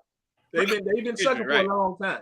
Mm-hmm. And you notice it's going to be on TV and Thanksgiving. How do you let them schedule the Bills? That's what he's saying. Like, we get the Lions have to play. Why you schedule such a difficult game? Yeah. I get that. All three of our teams play on Thanksgiving this year. Wait, the Patriots play? We play the Vikings. They got the night game, right? Yeah, we're the late game, and then the middle game is New York and Dallas. Yeah, New York and Dallas. Yeah. Oh, damn. Dallas is going to lose that game. I'm riding with you, Joel. Brotherhood, right? Right? You telling me I have to eat light that day, right? Eat light.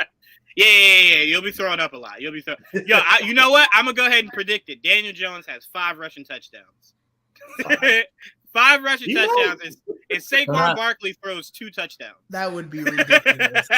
You're going to get a touchdown from Marcus Johnson. You don't even know who that is. He's the water boy on the team. Even he's getting in on it. No, Gallagher's going to come back. He's going to get us one. Just one. And I don't think he'll score the rest of the year. He's gonna get I was about to say, if he gets you one on Thanksgiving, you'll never get another one again. All right, let's quickly talk about what our teams did this week before we go into basketball. Yes, of course. We have to. I mean, it does suck. You were the only one out of the 4 of us that lost, but shit happens. It's right. life.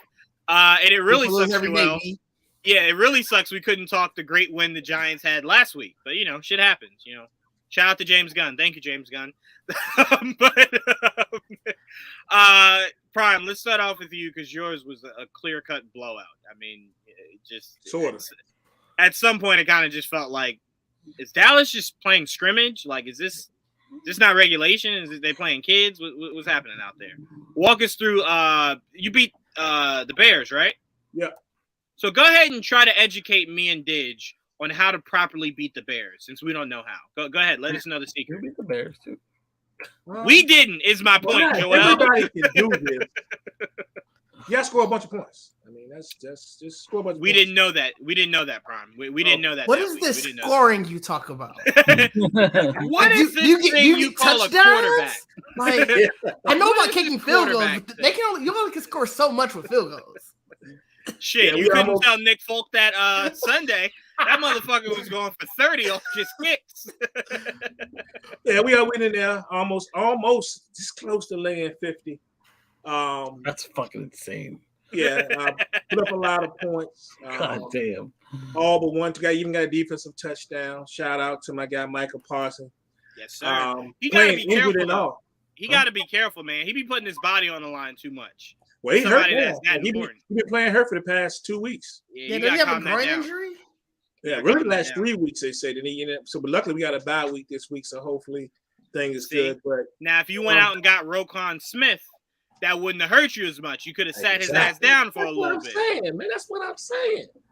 But yeah, we played pretty well defensively. We were exposed a little bit, but I was scared of that because I was telling you guys Sunday I was like a running quarterback, and I know it says it scares everybody. It really scared me when they play our defense as an aggressive. You take the wrong angle, he's gone. And then my man Fields had a nice day on the ground, so did their running backs. So we've been pretty good, very good against the pass the entire season. But if you can run the football, that gives us a little bit of a problem because we're always in pass defenses, and then you catch us with the wrong personnel on the field.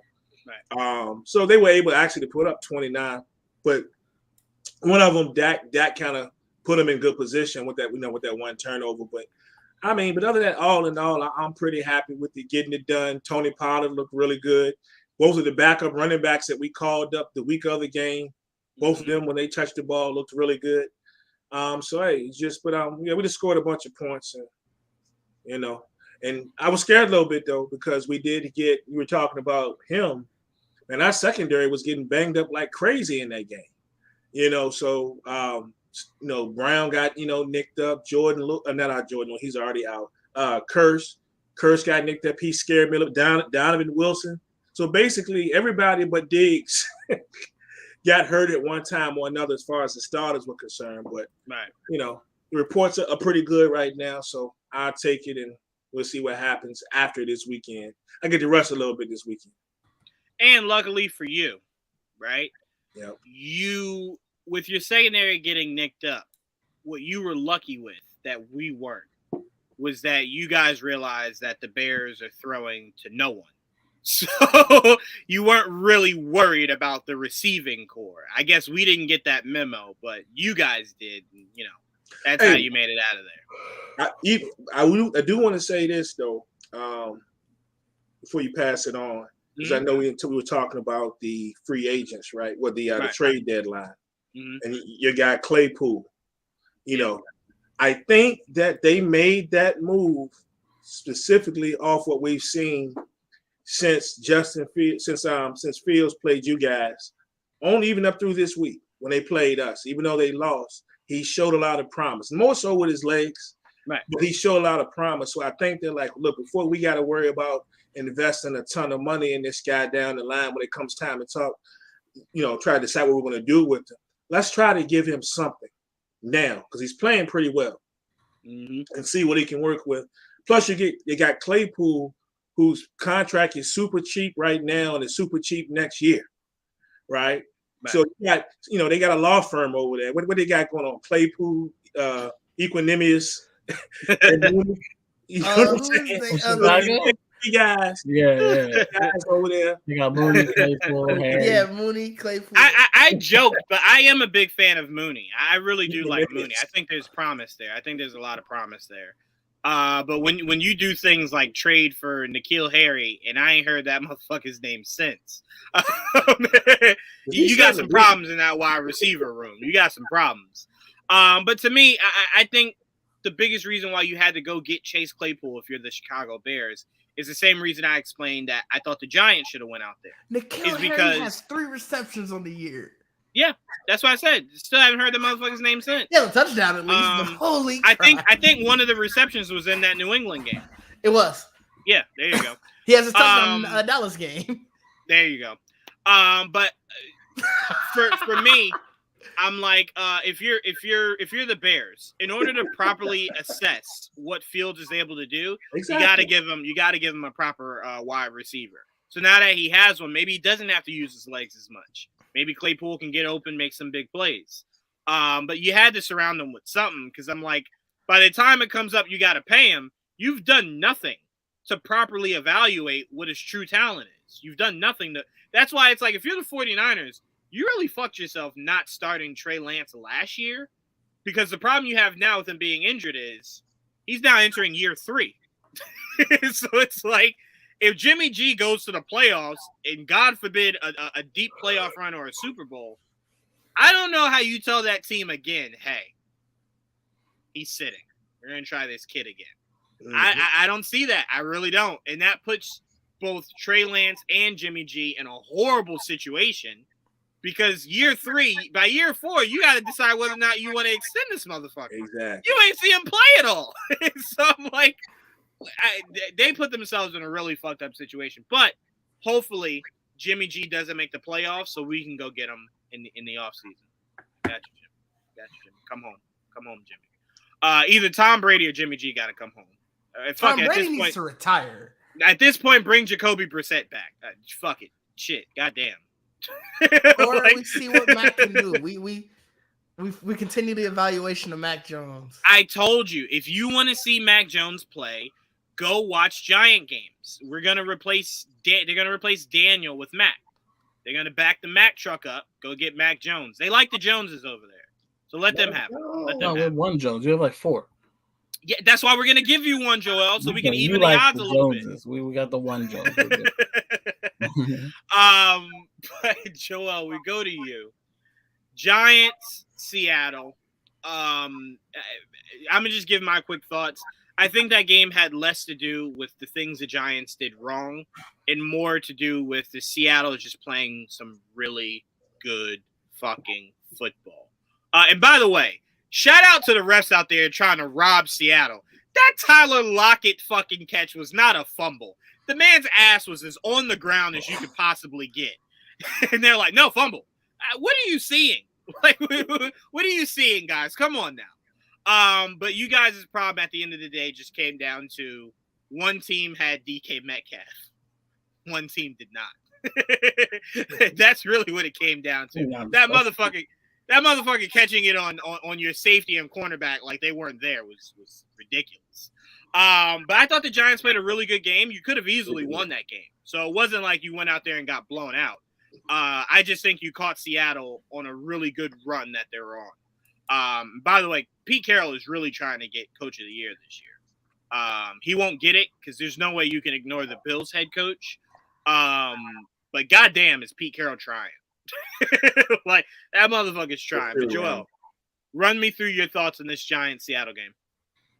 I only saw the first half because I knew it was going to stress me out. Because it wasn't just the Giants game. It was that I had the Knicks playing at the same time. So I was not going to sit through both of that. So I went to the movie instead. So from what I remember of the first half of that game, it wasn't even that serious until like the second half. Honestly, I think we were down. When I left, it was like a field goal. Then we tied it, and then it was back and forth. And then I just know special teams didn't help us at all. I think Richie James turned it over twice on special teams. Oof. Yeah. I'm not going to blame it all on that because obviously we had our opportunity on offense and defense to do something, but that definitely did not fucking help. And usually that's usually not an issue. And yeah, look, at any given Sunday, shit happens. And this week, the special teams is shit the bed. So it is what it is. I got to live with it. And it sucks because, you don't look at the end of the day, we're 6-2. Right. If you look on the surface, that's fucking great. You tell me the beginning of the year by the bye, because we're on a bye this week too.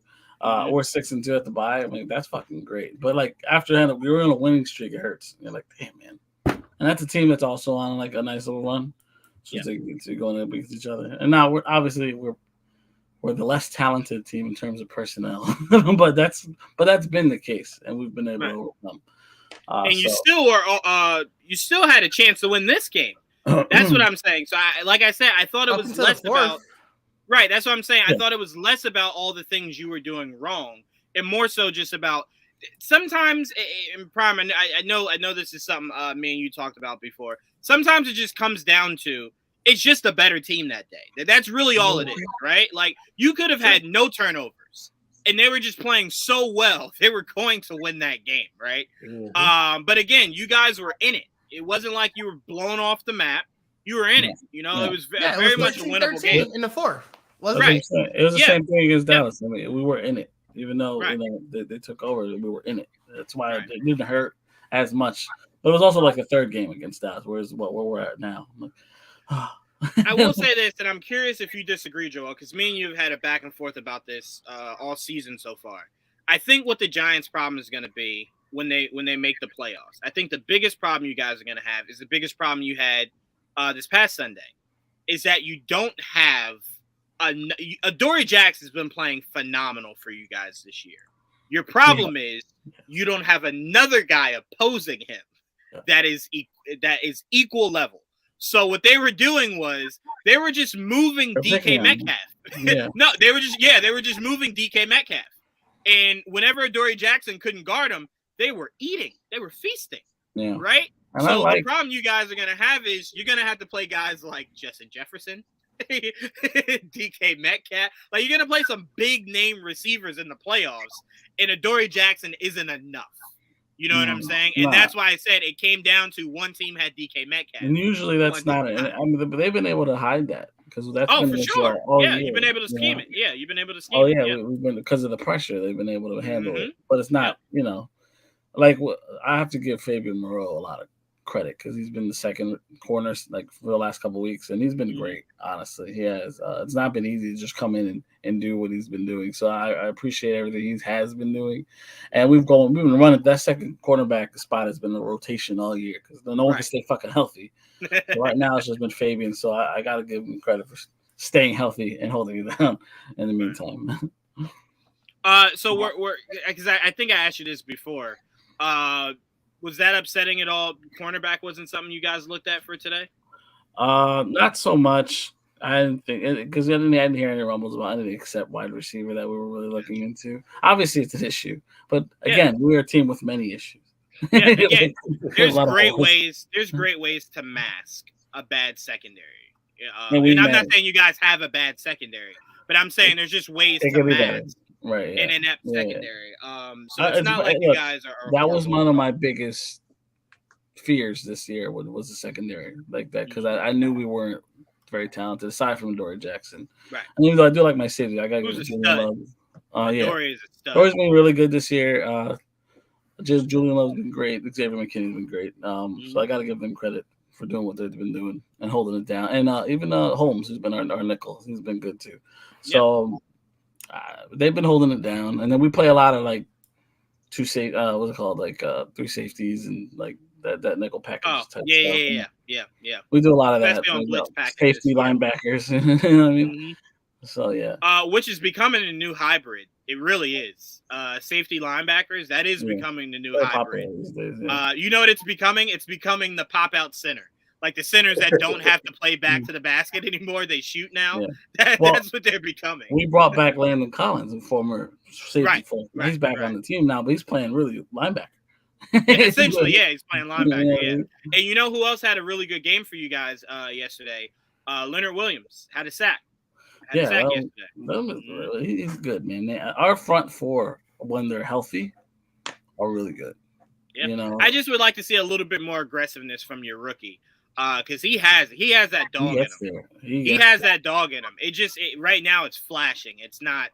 It's not. You know what I'm saying? It's not every down kind of thing. But he'll get there. I'm not saying it like it's a problem. He'll get there. But man, when them flashes are there, it's a fucking problem. Tibbs is a problem. All right, Didge. I pass it to you. Do you want to just give Nick Folk a high five and we move on, or what do you want to do? I just want to get on here and say I could have sworn I said that. Oh, Vegas knows something. We're probably going to beat the Jets, and kind of looked at me like I was crazy. Yeah. The Bears blew us off the map, Didge. I don't think I was wrong in thinking maybe the Jets have something here. What did I tell you though? I'm just saying we couldn't get Justin Fields to turn it over. So. But that defense can make some plays, and they made at least 3 big ones against Zach Wilson. They did. One of them was not an interception, and I stand by that. But whatever, I'll take it. That Devin McCourty sideline catch, he was definitely out of bounds. But it was an interception. Now, did we get away with one? Some people say yes. I'm gonna say no. We pulled the Kansas City shuffle again. So, where we throw a pick and they're like, nope, bring it back. Some people may say, yeah, that was an interception. That wasn't really a roughing the passer, but I'm gonna say no. Feel like the refs called it what they called it, and we're gonna leave it. Let me ask you this, Didge. Let me ask you this: did Mac Jones end up on the ground? He did. Yeah, it was roughing the passer. All right, works for me. Sorry, I don't even know what the hell I'm talking about, but sorry. Hey, it happened to Brady, so it happened all over. Refs call what they call it, But it was offense still needs to work. I mean, obviously, 22 points, and I think we got one offensive touchdown. And that came late. You know what's also sad about this offense?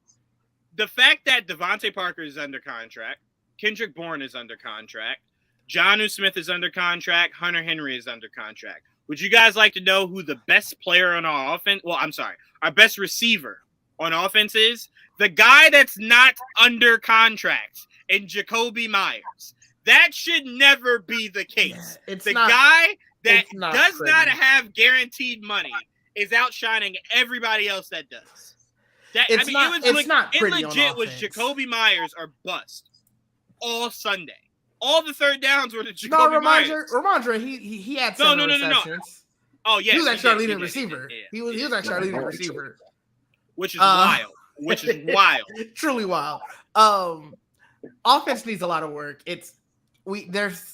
I almost wish we would have made a move on offense, but I don't know what you would do. So, I don't understand how you think it makes this better. We don't know what to do with the weapons we have. Adding something else to it wouldn't make it any better. We don't know what to do with what we got. I don't know. It was truly I'm not gonna lie, it was kind of a boring game. It was very defensive driven. Bro, I'm gonna take the win. I was watching that football game like it was football. It was soccer. I'm watching a kicker give me all my points. I'm just sitting there like, what the fuck?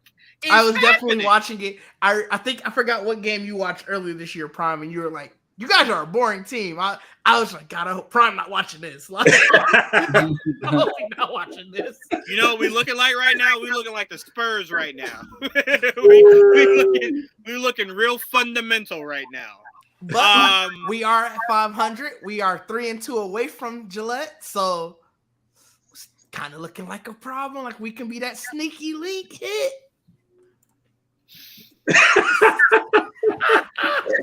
Why you laugh, man?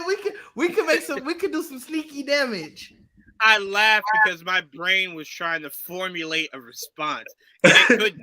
So it could only muster up a laugh. I couldn't even think of words to say to you right there. We could be a sneaky hit. No. We probably won't, but I'm just gonna take. I like what we're doing. Didge, at this point, we can't even be a sneaky link. Like we can't be a sneaky link, sneaky threat, nothing. I do think we're playing with house money, so that's why I just got to take what we get to what we get. We paying too much money to wide receivers to be talking about playing with house money. We got the highest payroll for wide receivers, and you talk about playing with house money. I need Devontae Parker. I need Devontae Parker to get more catches than just when we try to throw to the other team and he mosses it. We need more reception. That's all that matters. We're still in playoff contention. Yeah, till Cincinnati and the Chargers kick up, and then we'll cease to exist. The Chargers look kind of suspect. So does Cincinnati. By the way, I want to talk about two quick things, and we're moving on to basketball before we get out of here.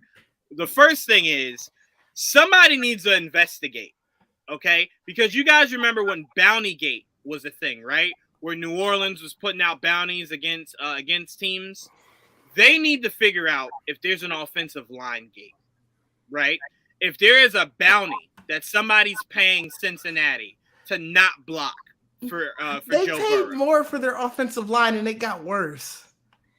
Because when I look at that offensive line, Joe Burrow slept with somebody on that line's mama.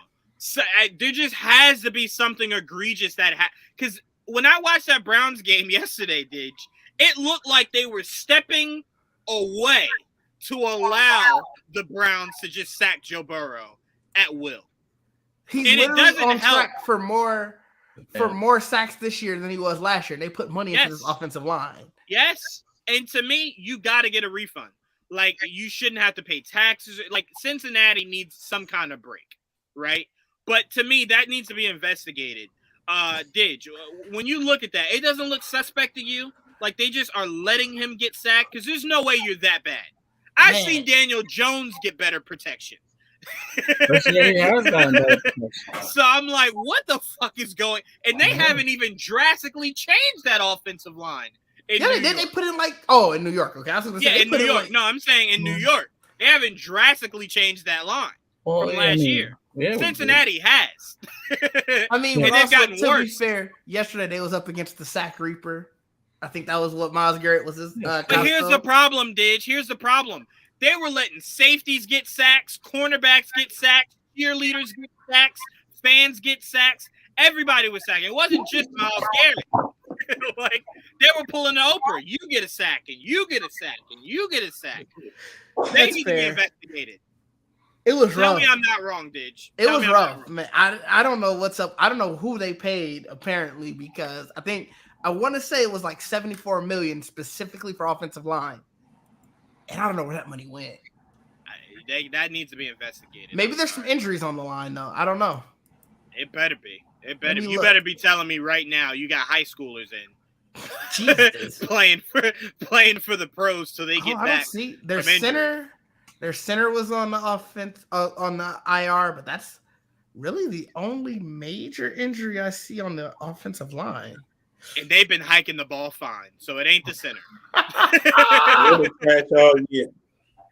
Oh my goodness gracious! They got one of your boys, Prime. What happened to Lyle Collins? They've been trash all year. Trash.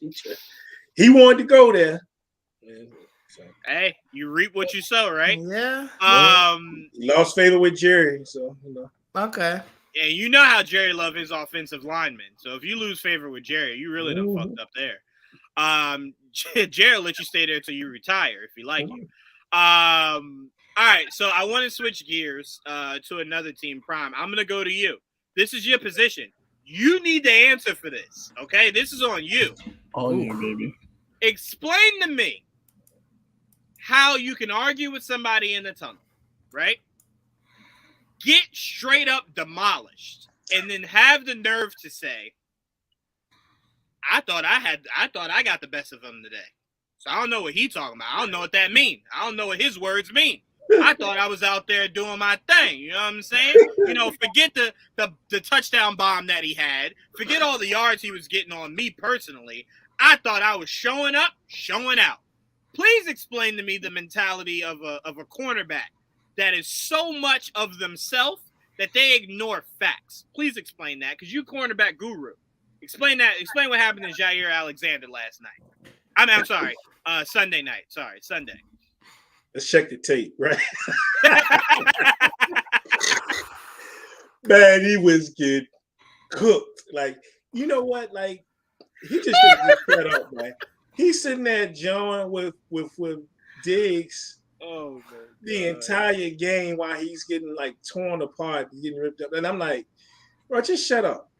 Like, don't you see some of the better corners? They might complain a little bit to the referee, but they don't say too much and just keep it moving for the next week. Is it? Just shut up, man. Like, what is the shame? I don't care how good you are. What is the real shame of getting burnt a couple of times by Stephon Diggs? I mean, it's the real shame. Like, overall.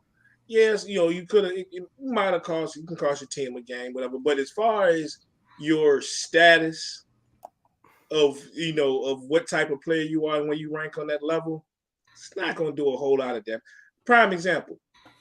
Remember at the beginning of the year when Jalen Ramsey was getting cooked, got cooked in that game? Yep. and everybody was talking about how bad Jalen Ramsey then fell off, and he ain't this and ain't that.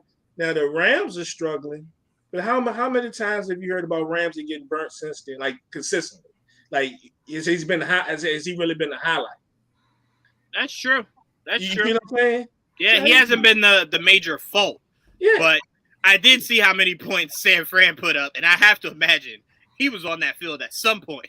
He actually played pretty well in that game. They just really, he played okay. He granted they didn't have Debo to play, but there was no well. Debo. You haven't seen a lot of highlight stuff, and on him. That's true. Yeah, he should have kept his mouth shut. You acting like you went out there and got blasted by Watson or somebody. You know what I'm saying? Right. He didn't even cover him. He covered him 3 snaps, and each of those snaps were running plays. Yeah, right. They had Russell Douglas on them. Right. So it's just, I have my thoughts with Jair Alexander. We've talked about this before. No. Yeah, but again, what is the fault of getting beaten by arguably one of the top 3 wide receivers in the game? If you ask his brother put on Twitter. On Twitter the other night, bro might be the best in the game. I don't even think it's arguable, because to me, coming into the season, it was 100% Devontae Adams. That has long been gone. Yeah. So it's Diggs. I mean, he's been the most consistent, because obviously we talked about Justin Jefferson slipping a little bit. I still have him where you guys have him in that 1 or 2 area, but Diggs has been consistent all year. So I'm like, how do you not put him at number 1? I don't know who's better than him this year. Right. So for me, yeah, he belongs there. But to me, Prime, I think sometimes ego is such a bad thing, right? Like, we're used to watching in basketball. We're used to Patrick Beverley doing interviews after the game talking about, yeah, man, y'all saw what I did to Stephen Curry. You know what I'm saying? I was out there. And it's like, but, bro, he had 57. Like, you were guarding him. At what point did you think? Yeah, he didn't have 60. You know what I'm saying? He could have had 60. Somebody else would have gave up 60. Yeah, but that's not a stat. That's not a good stat. Don't brag about that. But to me, I'm always of the mindset, if I'm jarring with somebody and they get the best of my team, right? Because Didge said he wasn't on them all game. Let's say they get the best of my team. Bro, I'm going in that press conference and I'm going, shit. I mean, it's Diggs. Like, but you know what I'm saying? Even knowing how much you were drawing before, why aren't you telling your coach, like, yo, I need to be on him? Because he was scared. Yeah. Because guess what? He could go in that locker room with confidence. I wasn't on the motherfucker, so. Yeah. Because he got what? I think he had ended up with 108 yards in the touchdown. Yeah. And by the way, can I say this, football? I know you guys are trying to cut down on bench clearings and fighting and all that. But to me, if I catch a ball the way Stephon Diggs did, and I want to stand over 2 defenders and walk over them, I deserve that right. I've earned that. I've earned that. You got to let me have it. Yeah, you got to kind of let me have that. Right? No, you know what I'm saying? You got to let me have that. I'm sorry. If I would have dragged balls. Be that one ref about to throw a flag out there. I'm like, no. Yeah, Prime, I would love to see an opposing ref run over and go, no. Swallow that flag. That's a dope ass catch. You got to kind of let him have that, dog. Or he throws it. He throws it. He's about to go in there and announce what the penalty is, and the chief, the head ref, comes out there. No. We're good. No. Prime. He just goes, look at that replay. Yeah, you're right. I didn't see it like that. Yeah, you got that. And he's actually telling the crowd, no flag on the play. Yeah, he was on one on that one. Yeah, we good. Pick that up. But yeah, I just had to ask you that because Jair Alexander was talking after the game like they won 35-2. Shut up. So, move on. Anybody gonna remember that too much in a few weeks, man? Just let it go. Nah. So Didge, I wanted to give you your flowers again and say maybe I might have to look at Jair Alexander again. Try to tell you. Might have to look at him again. Might have to look at him a little bit more. But all right, let's move on to basketball. Juwaan, I'm gonna start off with you on this one, man. Okay. Please don't. No. It's not the Knicks. Don't worry. It's not the Knicks. But this is your team that you used to root for heavily. So I want you to kind of bring perspective to this root for one team heavily. Just hear me out. Let me finish. Okay. Steve Nash got fired today, right? And it looks like they will be replacing him with Ime Udoka within 24 to 48 hours is what the rumor says. So, Joel, I want you to explain to me why your favorite team decided to fire a coach 6 games into a season that they could have just fired him in the offseason for. 8 games into the season. Sorry, 8 games into the season. Sorry. I mean, still very little. Still very little games out of an 82 season to be saying, sayonara, buddy, you suck. So they might as well have just fired him when they told him, I'll fire him when I feel like it, and we'll do it now. You know what I'm saying? We're not gonna do it when you want. All right. But no, it's time to do it now. And just an alert to the audience out there listening. They lost tonight to the Bulls. So it wasn't even like coaching was the problem. The players are the problem. So I just want to point that out. Walking dumpster fire. They have the weird thing is that they are a very talented team. Like in terms of just pure, unadulterated basketball talent. They have it, right? That's kind of all they have, which is weird because like you obviously more than just basketball talent to win games. Which who thought? Like who thought? And and like Didge should know because Didge fucks with him. So like I want to know. That's Didge's boy. That's Didge's boy. So like I think he's a great player. I don't know what to tell you. Yo, you absolutely did he put up at least 30 points today? Did he put up how many today? At least over 30, right? Yeah, he did. Did he? Yeah, that's what I'm saying. So obviously he that got his shit. Didn't show up. He got his. Didn't show up. The Nets didn't get theirs. That's just how the deal's been working out lately. So yeah, I like that deal though, right, Joel? That's a good payoff. It works out tremendous. I like that payoff. Yeah, that's good. But look at then you have the whole mess that is Kyrie Irving, and that whole drama. That's a whole other fucking mess. Hey, I've been calling him Kyrie West. That's what I've been calling him for the last few days. Really is. Kyrie West. Kyrie West and Kanye Irving. That's what I've been calling him. Did they have like some type of weird psychic link or something? It's like he cloned himself and made a basketball player, and it is Kyrie. I really do believe Kanye woke up that morning and said, "Hey, Kyrie, you say anything crazy today?" Nah, man, I just woke up. I bet.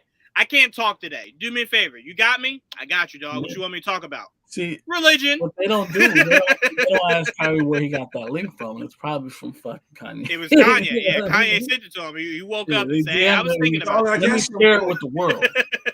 You know, Kanye texted him 3 a.m. talking about something. I was thinking about you when I saw this. Yikes.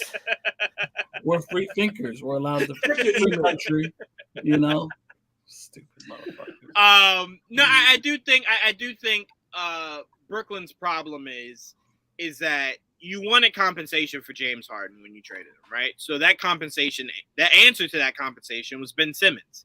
And you can't for the life of you figure out how to use Ben Simmons. The motherfucker can't shut down anybody. Motherfucker refuses to shoot. Mm-hmm. He won't go to the free throw line, right? And it's just like, well, what do you do? That's what it comes down to. And it doesn't help that you also, and we were talking about this too, Joel, before you came on. I also look at Joe Harris and I think to myself, what the fuck do you do? Like, there's so many players that I'm just like, what do you do? Can probably benefit from a change of scenery.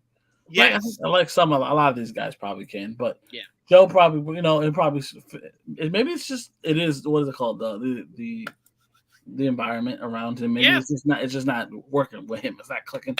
Because right now, the weird is they have a really decent starting five. Like, I don't understand. Like, I don't. Now, obviously, Ben didn't play today. I don't even know who took his spot in the lineup, but it's a decent team. It's like I don't understand where they're obviously not defending. That's probably the biggest issue. They're not defending. They're not defending, and I think also their biggest problem is like you look at Boston, right? And you go, they do a lot of ISO, right? But the difference of Boston is that when they turn to their role players shine, right? Like Marcus Smart steps up. All those guys, Williams steps up. Both the Williams step up, right? Horford steps up. I think the problem for Brooklyn is that if Kyrie's not hot and it's only on Durant, There is no third guy, and maybe that's Seth. Maybe when Seth comes back, maybe it's Seth. Seth is back, I think. Is he? I thought he was still out. Who? Seth Curry. Seth Curry.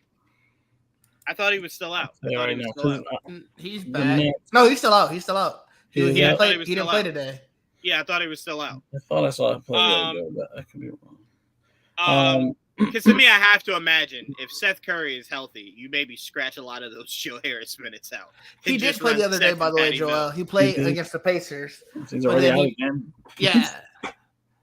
Christ, that was they said that they don't know if it's a setback or if they're just really monitoring it. I mean, shit. At this point, we're tanking. So yeah, don't take it. Don't rush back. Right. You don't. Nabi got most of the minutes off the bench for Brooklyn today. Right. Joe Harris started in Simmons' spot. Only 8 points, but 73s he made. Let's see the shooting extraordinaire. 2 for 7 from 3. Yeah, that sounds about right. Does that sound about right? 4 points. Yeah, he's been struggling this year. Yeah. 2 for 12 from the floor and 0 for 6 from 3. Wow, that's why Kyrie had a rough game. Old, yeah. Sure did. Look, he's been hot too. That's the sad part. Like he's been on a roll. No. That's the joyous part, Joel. Well, I'm just You guys might not have saw this, but that meme from Friday, or even actually the scene from Friday about he gonna cry when he get in the car.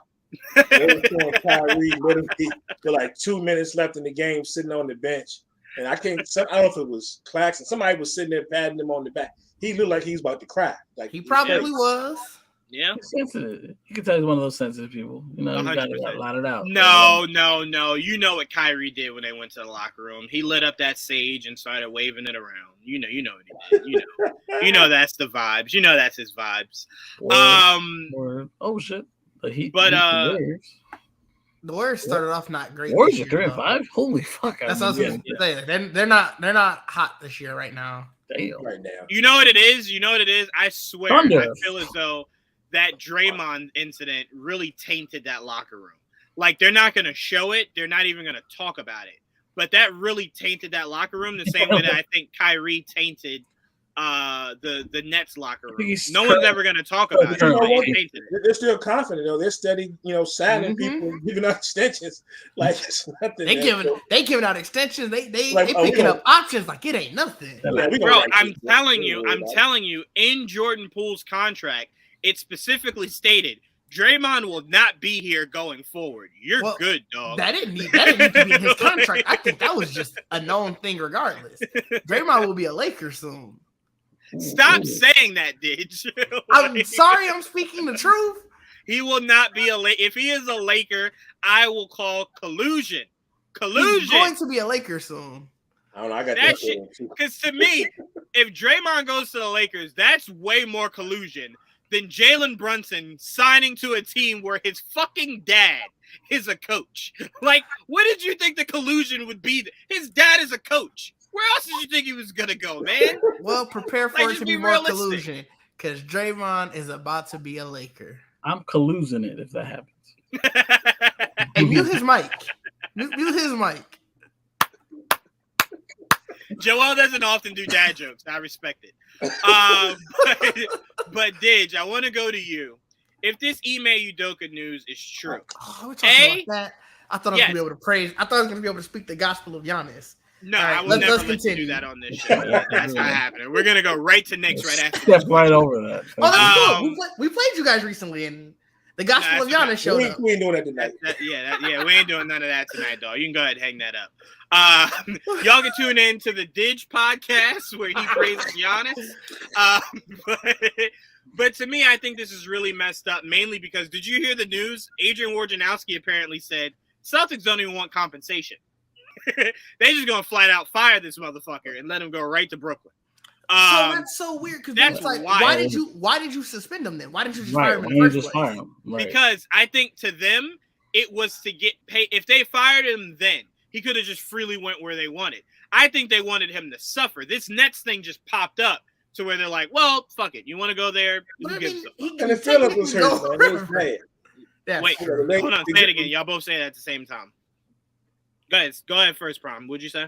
No, I was just saying they were just mad, man. They said a young lady was related to somebody in the organization. 100%. I agree. That was just petty. That was just 100% petty. 100%. Yeah. Because you could have fired him right then and there. But you knew if you fired him, he gets that money and he gets to go to another team. You suspend him, all that shit's on hold. All that shit's on hold. But 8 games into the season, he gets that money and he gets to go to another team. Well, I think at this point, they kind of just want to be away from it, right? And it's like, well, hey, if somebody's willing to make that their problem, great. I am willing to just get rid of it. I could understand that if it's like still happening or something. If it's like they're going to the locker room and it's still Ime there with whoever the lady was, and they're like, haha, you thought you got us. We're still at it. It's like, nah, you know what it truly is? Whoever homeboy was that was his wife. Every day he comes home to her, he's just like, there's no fucking way he can ever come back here. No fucking way. No fucking way. That could be true. No fucking way. Every day he looks at it, he's just, we gotta fire this motherfucker. So, that could be very true. like you can't have that stench in your locker room, in your arena, in your household anymore. That's so you're fair. Like you gotta move a whole different state away.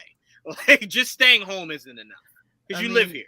That's in not the enough. Same conference and technically the same division. That shows you they don't even fear it. Fuck it, go there. You think you can make that dumpster fire better? By all means, you fucking go there. You go there with that circus, and you make wonders out of that. Yeah, you go there. But I guarantee you, when they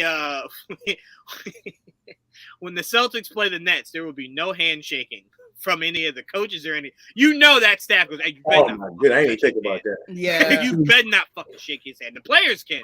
You better not as the staff. Don't fucking touch him. He might take some of the stuff. He just might. And that might be a good thing for Boston. Hey, get all y'all motherfuckers out here. Y'all knew. Y'all knew and ain't telling me shit. But no, Didge, all jokes aside, do you think Ime Udoka is the perfect person to turn around this dumpster fire in Brooklyn? I don't think there is any turning around this dumpster fire in Brooklyn. That's what I like to hear. I really do think somebody has to go. On paper, they're Durant retires. I did I'm not. sorry. I thought you said that. I'm sorry. Go ahead. On paper, they're a really good team. I don't understand it has to be the lack of chemistry, I guess, because on paper, they should be much better than what their record is saying. Mm-hmm. And for them to not be, it's just chaos in the locker room. That's the only thing I can think of. Yep. And I don't know if Udoka, well, he kind of did it in Boston, I guess. But this seems like it's a much different challenge. Like this. Yeah. I also believe what was easier for Ime in Boston was you have Tatum and Brown who are both willing to sacrifice to make each other better and that team better.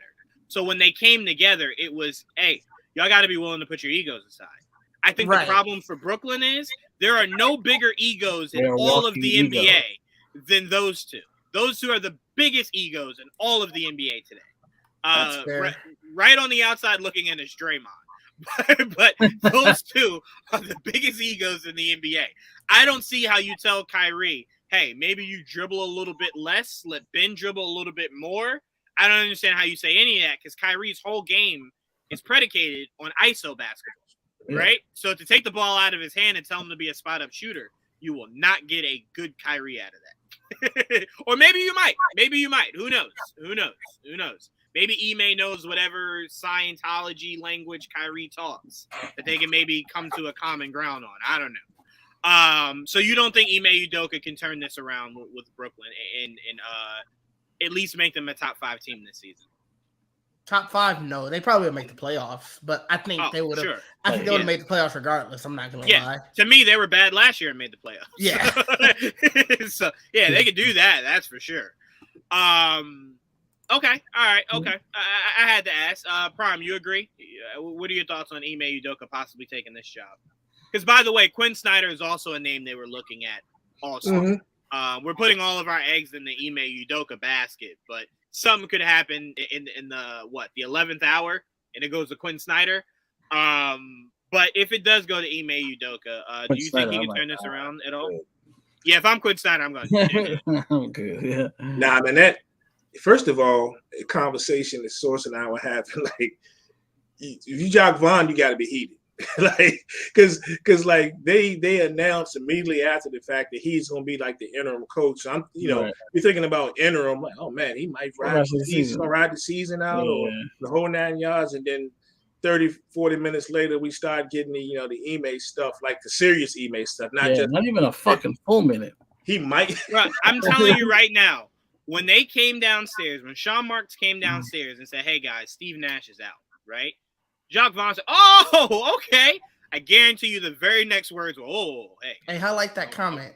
Don't get excited. Don't get excited.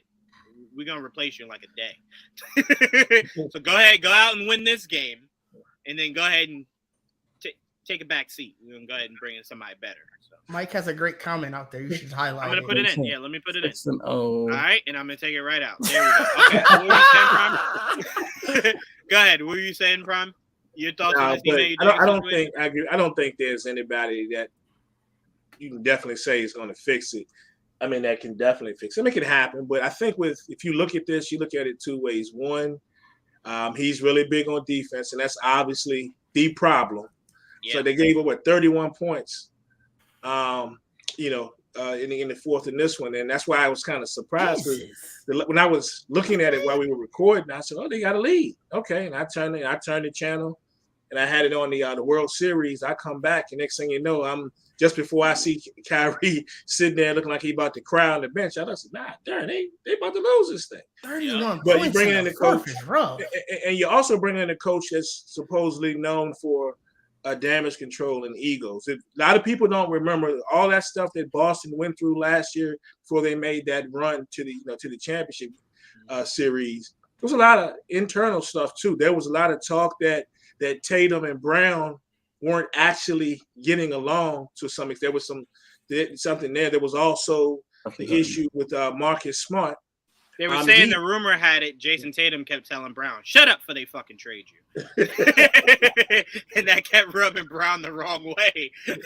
So they doubled down on it in the offseason by saying, "Hey, we almost traded you again." So he figured he could corral all those egos and get everybody on the same page, for a common cause. And maybe they're thinking that, well, we give him a shot at, fixing this thing and getting, Kyrie level-headed and KD level-headed, even though I'm still not 100% sure that we're going to see Kyrie make it to the finish with this team.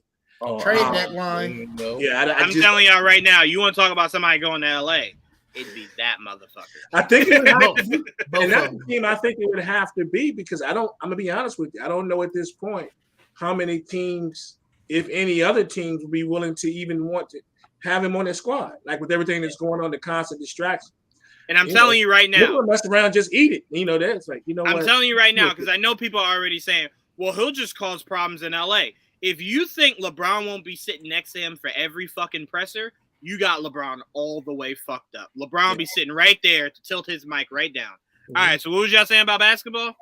Yeah, all right, I'm answering for Kyrie. Yeah, it was a good game. We played great. We out. All right, come on, let's go. Let's get out of here. Kyrie's like, I didn't even say nothing yet. No, you don't talk. They always say that. Yeah, you don't talk here. You don't talk here. You don't talk here. You don't talk here. But I will say this: if they do get Draymond and Kyrie Irving, I will tell you this right now. I'll talk about a circus. If you thought that Durant and Kyrie were nuclear, Draymond and Kyrie on the same team. You guys say that? But I'm telling you, players, when they're in a situation where they're like, you know what, I kind of like this, no matter how much of an ego they have, they will just sit down and be like, all right, we're cool. If they're what I love about what Didge just said is I watched Durant win the Warriors 2 championships, and Draymond blew that shit wide open. Said, you gotta get the fuck out of here.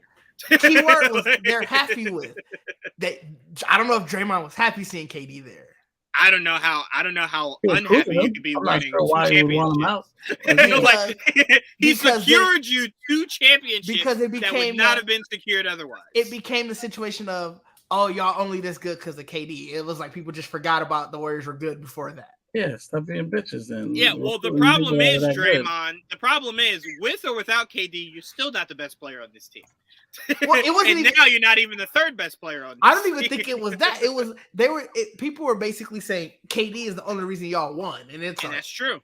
That was true. The That Warriors Cavs won team before them. Like they did, but that Cavs team, the sustainability of Golden State being able to do that again and again and again against that LeBron squad, no.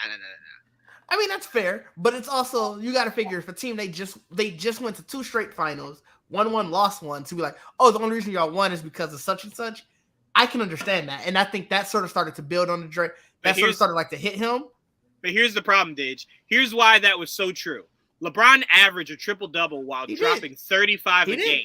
You're not wrong. They still had no fucking chance of winning any of those games. So Kevin Durant clearly did make you head over heels better than the opposing team. I mean, so it was true in every conceivable way. It was true. Now, what's true and what's perceived to be true are two different things. Oh, that's very true. Yeah, I can't argue that. But we're not gonna sit here and act like Durant didn't make going to work very easy for Golden State. We're also not gonna act like they couldn't perceive that it wasn't. And I think that's sort of the difference. And you got to figure all of them are probably boys. We know for sure Draymond and LeBron are. Oh, for sure. That's why Draymond and LeBron won't be a problem. Well, we know Draymond and Kyrie are Draymond and Kyrie. We don't know if I don't know. You say that, but I tell you this, Prime. Do you remember what Shannon Sharp said? Who did he say got in the car and cried and called Kevin Durant to come help them beat up LeBron? Yeah. It was Draymond. So I assume at some point Draymond and KD were boys. And he said, you got to get the fuck out of here, KD. He will do the same thing with Kyrie. They were boys, supposedly. Yeah. They were. Well, again, that's what Shannon said. But again, Shannon could just be joking. I don't know. It also depends on, are they going to be winning? If they win. No, I don't think so. No. No, I think you got a better chance. Who does the Lakers give up to get Kyrie? Is going to be Russell Westbrook can't stay there. Then you're telling me Kyrie, LeBron, and AD can't win when AD's healthy? You know those like 8 games. Oh yeah. When he's healthy, those 8 games out of the 82 that you have to play. Yeah, I think they could be dominant. I think it'd be very dominant. Yeah, and then you know what I think could be even better is when Kyrie, LeBron, and Draymond sit. And that putrid-ass bench comes in to play games. I think that's where they're going to be real dominant. AD, where Patrick Beverly comes in to shoot threes. AD, Kyrie, and LeBron could be scary, though. All right. Well, again. Those like 12 games. I mean. Yeah, it could be scary, but it has to happen first. So. Right. Also true. All right, Prime. I'm going to ask you because I already know what Joel's answer is going to be, and it'll only trigger him. So I'm going to ask you and only you. Be real with me, Prime, all right? They always say men never get vulnerable. Be honest with me. How many times did you cry watching Donovan Mitchell just look like a fucking superstar out there Sunday? Because when I tell you, I cried in the shower. Jesus.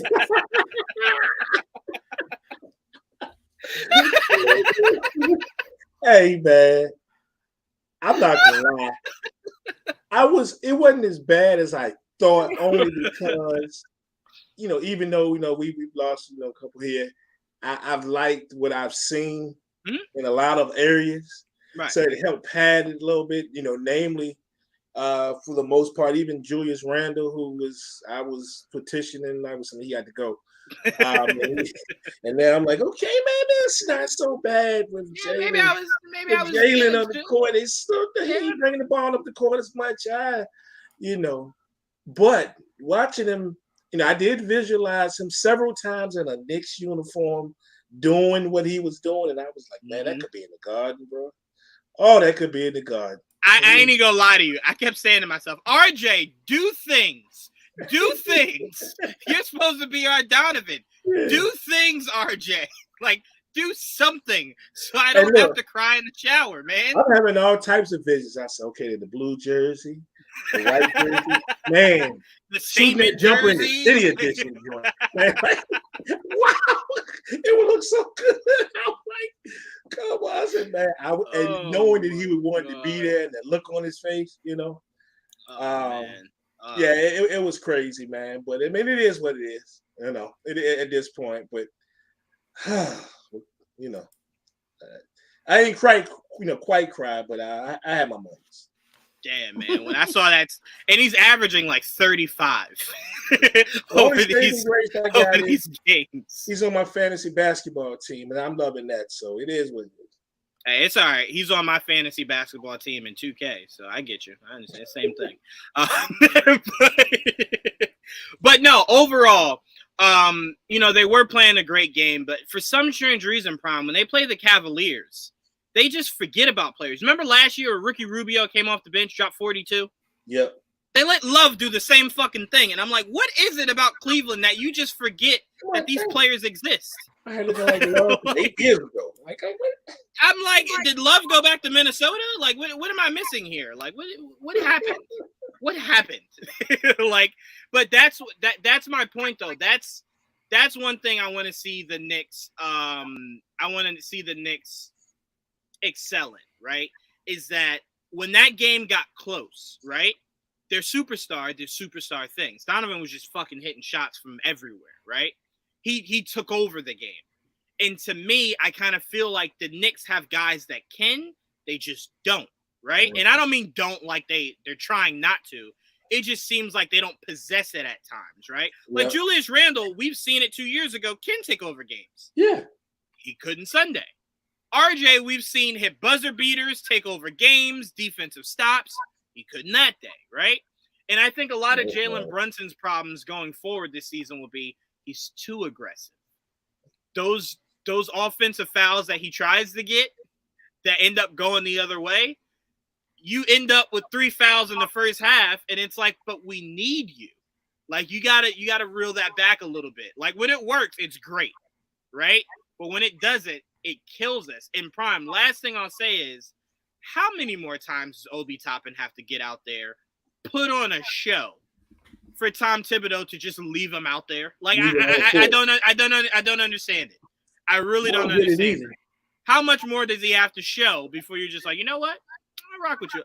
The fact that Isaiah Frankenstein, whatever the fuck his name is, plays more minutes than Obi.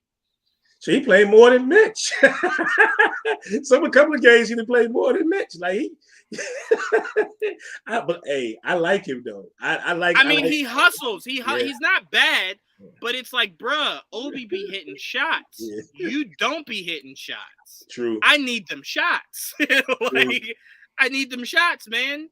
And at some point, somebody has to tell Emmanuel quickly. I know he maybe doesn't know this, but I'm going to help you out, Emmanuel, quickly. Your name is not Steph Curry. Exactly. So those logo threes you keep trying to take at least 4 times a game, I'm going to need you to reel that shit back. Just a little percentage this year. Ooh, 30. Yeah, Didge. And here's the problem. It's not even that, like, he's just missing a bunch. He just keeps taking them from wild I think his name is ranges. Trey Curry. You know what I'm saying? Yes, that's maybe he worked on it over the offseason. I'll just say this. He must He did, but it ain't working, dog. Yeah, I was about to say, whatever he worked on, it ain't working. That's fair. But I am proud of RJ, who got better at his free throw shooting. He has gotten better. He's not I don't gasp when he gets fouled late games and goes to the free throw line. He's gotten better. Mitch has to work on not being overly aggressive, getting in foul trouble in the first half. Yeah. But again, yes. Yeah. But no, it wasn't a problem last year. It wasn't. It seemed like he's regressed a little bit. But overall, I think this team looks really good. I really do. Well, I need Jalen Brunson and Randall to do more pick and rolls. I don't know why that's not just a go-to for them. Julius Randle should not be taking as many 3-point shots as he does. Just do more pick and roll, bro. Like, just do more pick and roll. Go right to the basket. Because between Brunson and Randall, they could drive at the basket with reckless abandon, right? They are great at driving the basketball. He just seems to settle. And that's my biggest problem with him. No, man. Go make them work on defense. Take it down to the post. Make them work, right? When Kevin Love is on the court, Julius Randle should be thinking barbecue chicken. Like, barbecue chicken alert. That's my bitch tonight. You know what I'm saying? And to me, I think that's my biggest thing for the Knicks is that some of these games you have to take more personally, right? Like, if you're RJ and somebody that's inferior is on you that night, ask for the ball. Say, I got it tonight, guys. Look at the fuck they put on me tonight. You know what I'm saying? Like, that's what I want to see the Knicks respond with in more of these games is take the ownership of, bro, they disrespect me. Kevin Love is guarding me tonight. I don't know who the fuck he thought he was. I'm getting 50 tonight. You know what I'm saying? Because like I said, I believe this team has that potential. It's just you got to show it in these games, especially in these games in our conference, right? These are the measuring sticks. These are the games where you really make a statement. So again, they played really well against the Bucks. You know, at the end of the day, it came to them having a superstar. Us not. Same thing in Cleveland. Played them extremely hard. Came down to them having a difference maker. Us not. But Joel, not the past games, but as a season overall, what are some of the things you want to see the Knicks just improve in that have just been like a standout, a negative standout for them this season so far? I didn't see the last game, so I can't even speak to it if I wanted to. But I've realized in the games I did see, I have seen, which is everyone except the last game. They're not rebounding as well as they should. Right. And it bothers me to no end because rebounding is a hustle stat. Yep. And as much as I like the new guy, Hartenstein, he fucking doesn't rebound really well. He really does not. And it bothers me. You know, he's good. He has a nice floater. He passes really well. He hustles for the ball. Sometimes too much. He's going to hurt himself. He's going to hurt someone else. Relax. But I need a rebounder out there. And sometimes it's like, sometimes defends well. Sometimes he tries to too hard to defend too. Like I'll see him go for a block and smack somebody. We got to go for the ball. Keep your hands up, don't jump. Like sometimes he does that. That's something Mitch sometimes has to learn a little bit. But the problem with Mitch this year is that he's literally trying to stay in front of people, and they'll call it, and he'll just his reaction is a swat, and so he'll go too far and he'll hit the arm and he'll call foul, and you're like motherfucker. They know that to just run into him, which he's just standing there and fall over. Honestly, I swear, Mitch. Every game I watch Mitchell Robinson, I think he forgets how tall he is. You just have to put your hands up. Like not many people are as tall, if not taller than you in the NBA, right? So it's like, just put your hands up. Put your hands up. I'm telling you, it throws them off. But it's when you swat, they're going to call it every time, bro. Yeah. I don't care if it's a phantom call, if it's a bullshit call. You can't make it to where it's something that they have to think about because they'll call it, right? So make it more difficult. Hands straight up so that they can't say you were kicking, you were swatting. My hand was straight up, right? I mean, so to me, I just think no, they do. But sometimes I think he also leads with his body a lot of those times too. He does. That's why it's easy to get him in foul trouble because he will that's try what I'm to saying. stop you, which is a natural instinct. But that's what I'm saying. Like when you look at guys like Rudy Gobert or Giannis, I think what some of their strengths are is they know how tall they are, so I don't have to jump. I just put my hands up. You're not taller than me. I just put my hands up, right? Now, if you want to dunk over me, I might have to start jumping. But overall, I don't jump because not many people are taller than me or as tall as me. So I just put my hands up. But Mitchell jumped, and I'm like, he's 5'6". What'd you jump for? Like, where was he going? You just put your hands up. But is it bothering you at all, Joel, that they're not sticking to the pick and roll with Brunson and Randall because it works so fucking well? But it's like they deviate from it and play ISO so much. Yeah, Julius, he has been playing better. This year, for sure. Good, but I'm not gonna lie. The last two games, he's frustrated me. No, I'm like, what are you doing? What are you doing? Oh my god, I didn't see how he played in Cleveland, so I can't speak to that. He played well. The only problem was they forgot a guy named Kevin Love existed. Yeah. And that motherfucker just lit us on fire. Same way they forgot about Ricky Rubio last year when he came off the bench and dropped 45. Like they just, when it comes to Cleveland, they just don't check scouting. Apparently the whole team could not miss. So I was like, it wasn't. Oh, no, that's also true. No, that's also true.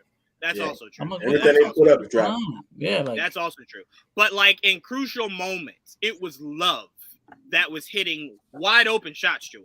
It was a wide open game to watch. I watched some of that game. And it was right. It was a really good game. It was entertaining.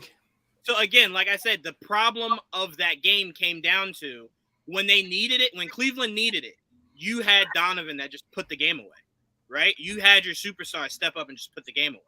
He was just fucking hitting shots from ridiculous spots on the fucking court.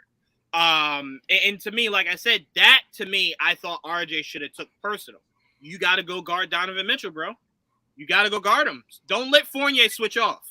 Like, don't let that shit. It's barbecue chicken alert. They really do need a perimeter defender that's specifically there to defend. You want to know what's funny, Joel?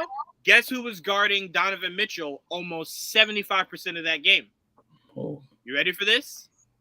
Cam Reddish. Good. And it did not matter. But I'm not saying he's the guy, but you need someone that's there for that. And they don't. No, I'm saying he's our best. He's our best. He's option one of our for best perimeter defender. Yeah. I mean, but it is fucking Donovan Mitchell. So that's really what it came down to. Karis LeVert started off really well. Like that team was really had just the green light all night. And you know what was so crazy? Because Didge, you said you watched it. What I kept saying to myself is, damn, man, I feel like there's somebody missing from Cleveland. Like they're lighting us up, and there was no Garland. I'm like, he's been out. Like, fuck me, they look good, and there's no Garland.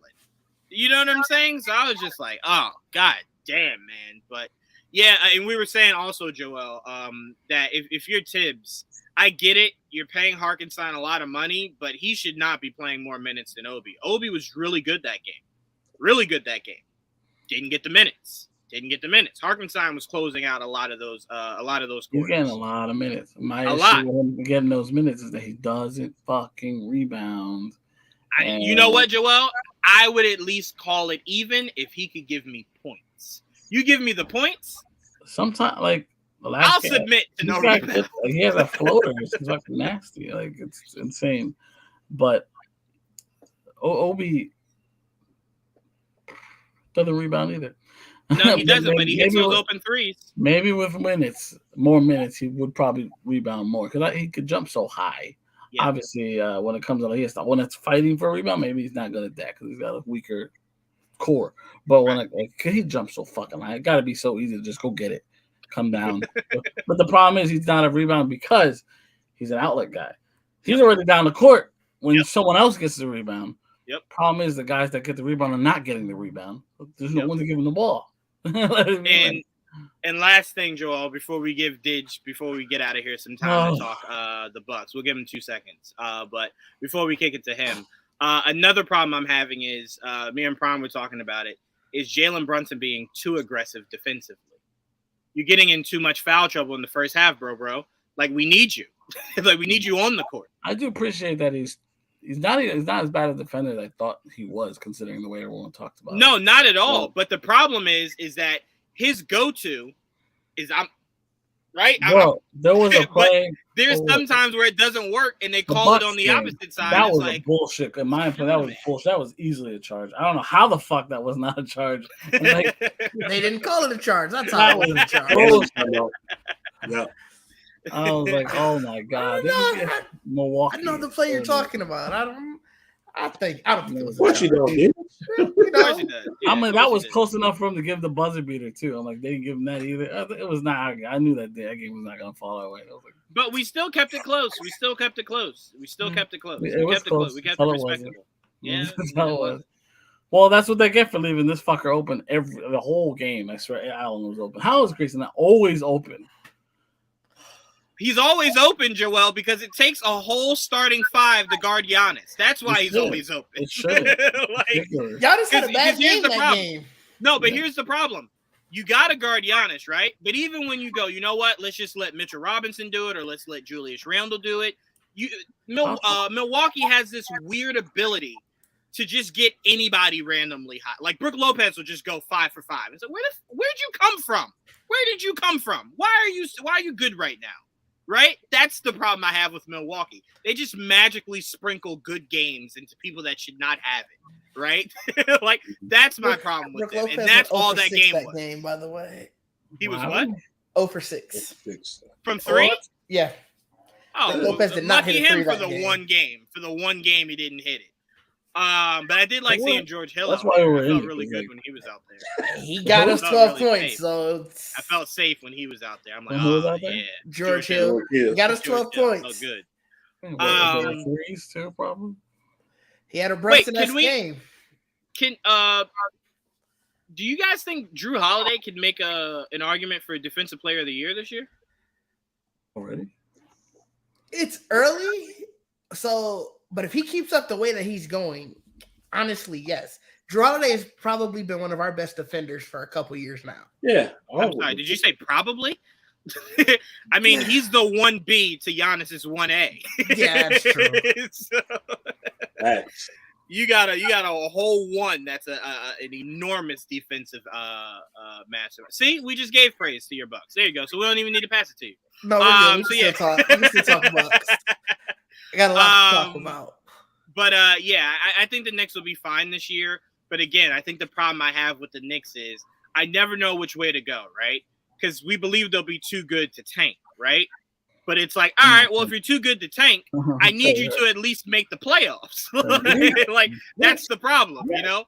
That's the problem. Because to me, when I look at a team like the Knicks, I need the pendulum to either swing drastically to the right, which is playoffs, or drastically to the left, which is tanking. Trying to go for the playoffs. Obviously. No. I know that's what they're shooting for, but that's what I'm saying.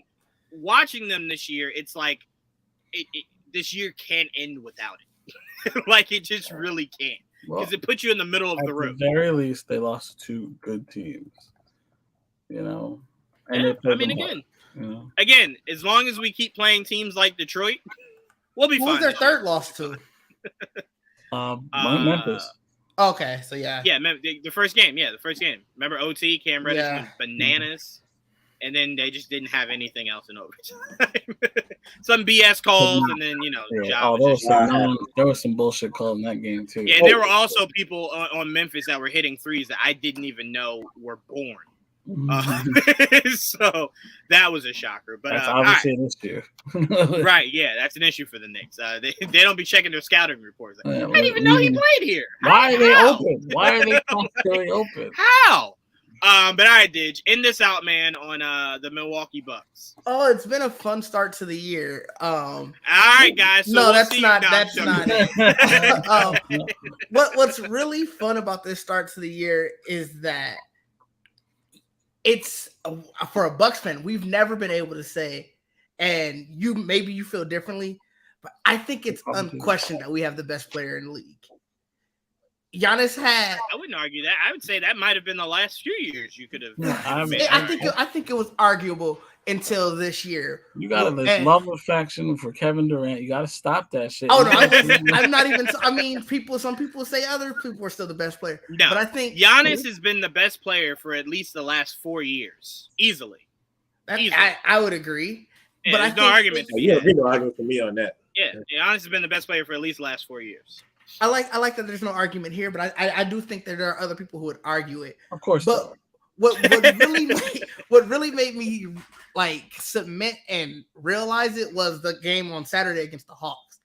Everybody talked about Giannis had a bad game. It was a bad game. He had 34 and 17. And that's considered a bad game. It was like it's unquestioned that to be fair, Wilt Chamberlain would have got 100. You know what I'm saying? Kobe would have had 81. Devin Booker would have had 75. Like, yeah, there's peaks, there's peaks that Giannis has to get to. Yeah. So if he only had 35, it's like, well, Wilt had 100. So. Fair. And it was nice. That was something that was really nice to see. And I really like that. I know we were talking about Brook randomly getting hot from 3-point, but I really like his defense this year. He's leading the league. Obviously, it's very early in the year, but he is leading the league in blocks. And he got a couple in that game against us. Yeah, I think four boxing games. He had 3 or 4. What was his high point was the game against Brooklyn. He had 6.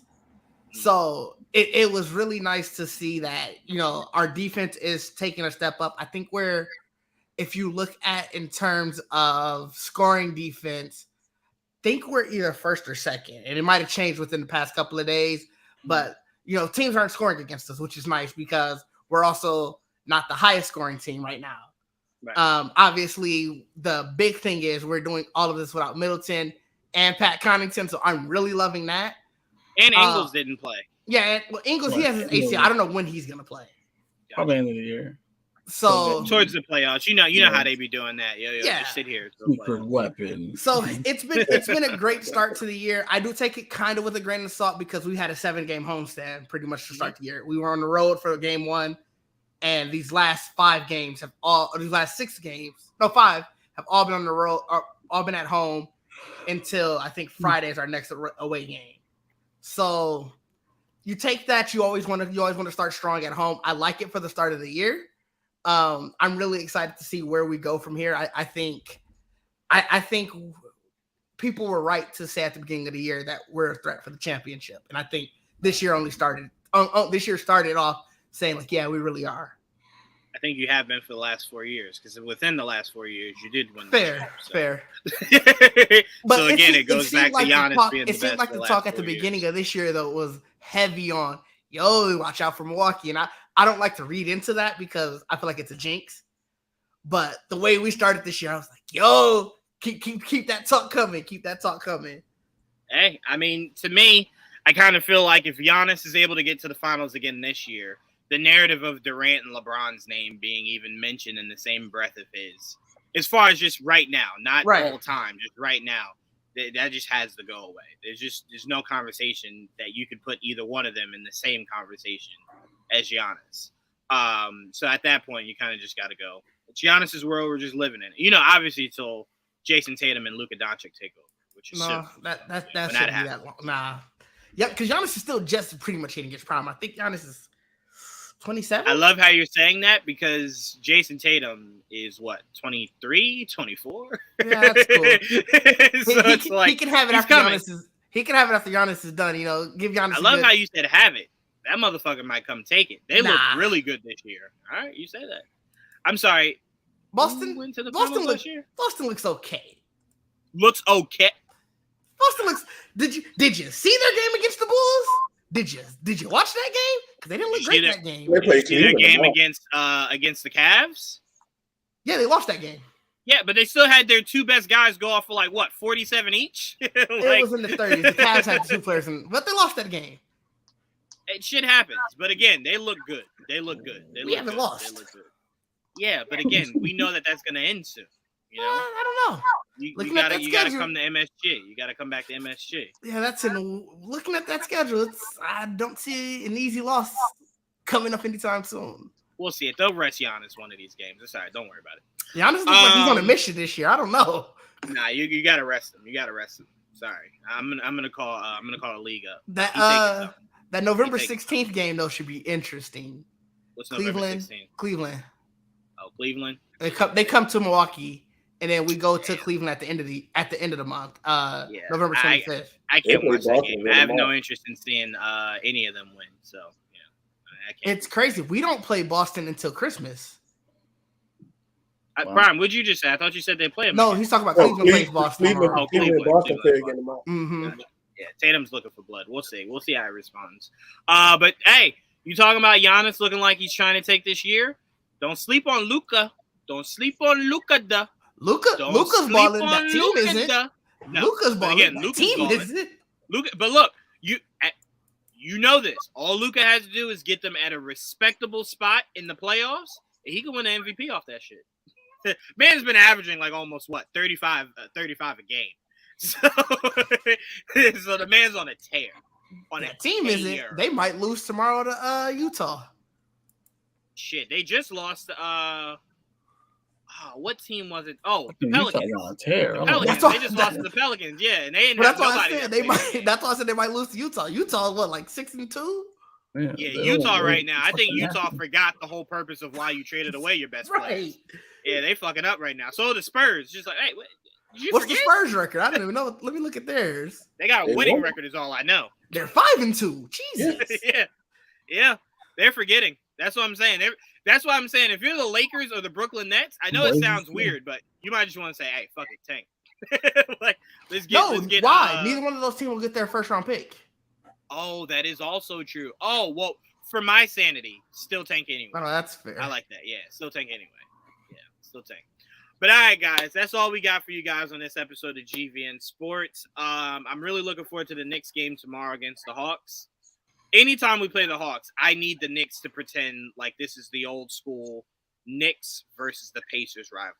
I need you to, every time you see or hear Trae Young, immediately, instinctively try to kill. That's what Atlanta or New York? Huh? In Atlanta or New York? In New York. I think it's in New York. So you guys got to do it. And again, Knicks, I need you to remember, Clyde said he's only doing this shit for maybe 1, 2, 3 more years, and he retiring. I need y'all to make these years count. All right? Yeah. Shit, y'all didn't make Melos. Make Clyde's. Make Clyde's years count. But Didge, what's your next game? I think you said it already, but what's your next game? Yeah, it's tomorrow against the Pistons again. Okay. Pistons have played a lot of teams back to back. They just did that against the league is trying to help them. The league is trying to help them get wasabi sauce. That's what it was. Yeah. The league is trying to help the Pistons get wasabi sauce. That must be because it's weird. They'll literally go to a city and our next 2 games are here, and just go to the next city. Yeah, the Pistons are trying to get wasabi sauce, so they can have wasabi sauce and Ivy and Cunningham. Yeah, that could be a dangerous team to put wasabi sauce in there. Yeah, that's what I'm mad you keep calling him wasabi sauce. That's his name, ain't it? No, it's wasabi sauce. What's his name then? What's his name? Like Wembanyama. Wembanyama, some Victor Wembanyama. Sorry, Akuna Matata, whatever his name is. Yeah, they're looking to get him next year. But all right, that's all we got for you guys. Make sure you tune in tomorrow. We'll be doing our Tales of the Jedi breakdown along with Andor. So make sure you guys tune in for that. And also Thursday, make sure you guys tune in for the Last Scare podcast.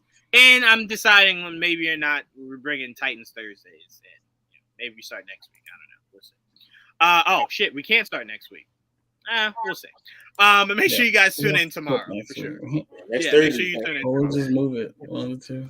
Yeah, next Thursday is the holiday, so we gotta we gotta show up for that. Yeah, I'm dressing up. You guys have fun next Thursday. We won't be here either. But all right, guys, stay tuned. We got so much content coming out for you guys, so make sure you stay tuned. Make sure you're liking and subscribing. And please leave comments, guys. Leave your thoughts on any of the conversations we had. What are your favorite teams? Who do you think are the standouts in both NFL and NBA? Let us know in the comments below. We'd love to hear you guys. I've been chatting with people in that short that I have up of for the Wednesday panel that we did, Joel. And a lot of the comments are all the same thing. Like, how did you interview her without just breaking down? And it's like, well, we're professional. But, it was difficult. It was very difficult. Seeing Gwendolyn Christie, I wanted to drool. But, again, we're professionals. So, that's how we did it. But thank you guys so much. And until next time. Right. They're real beautiful people, but they're real people. But until next time, guys. Peace.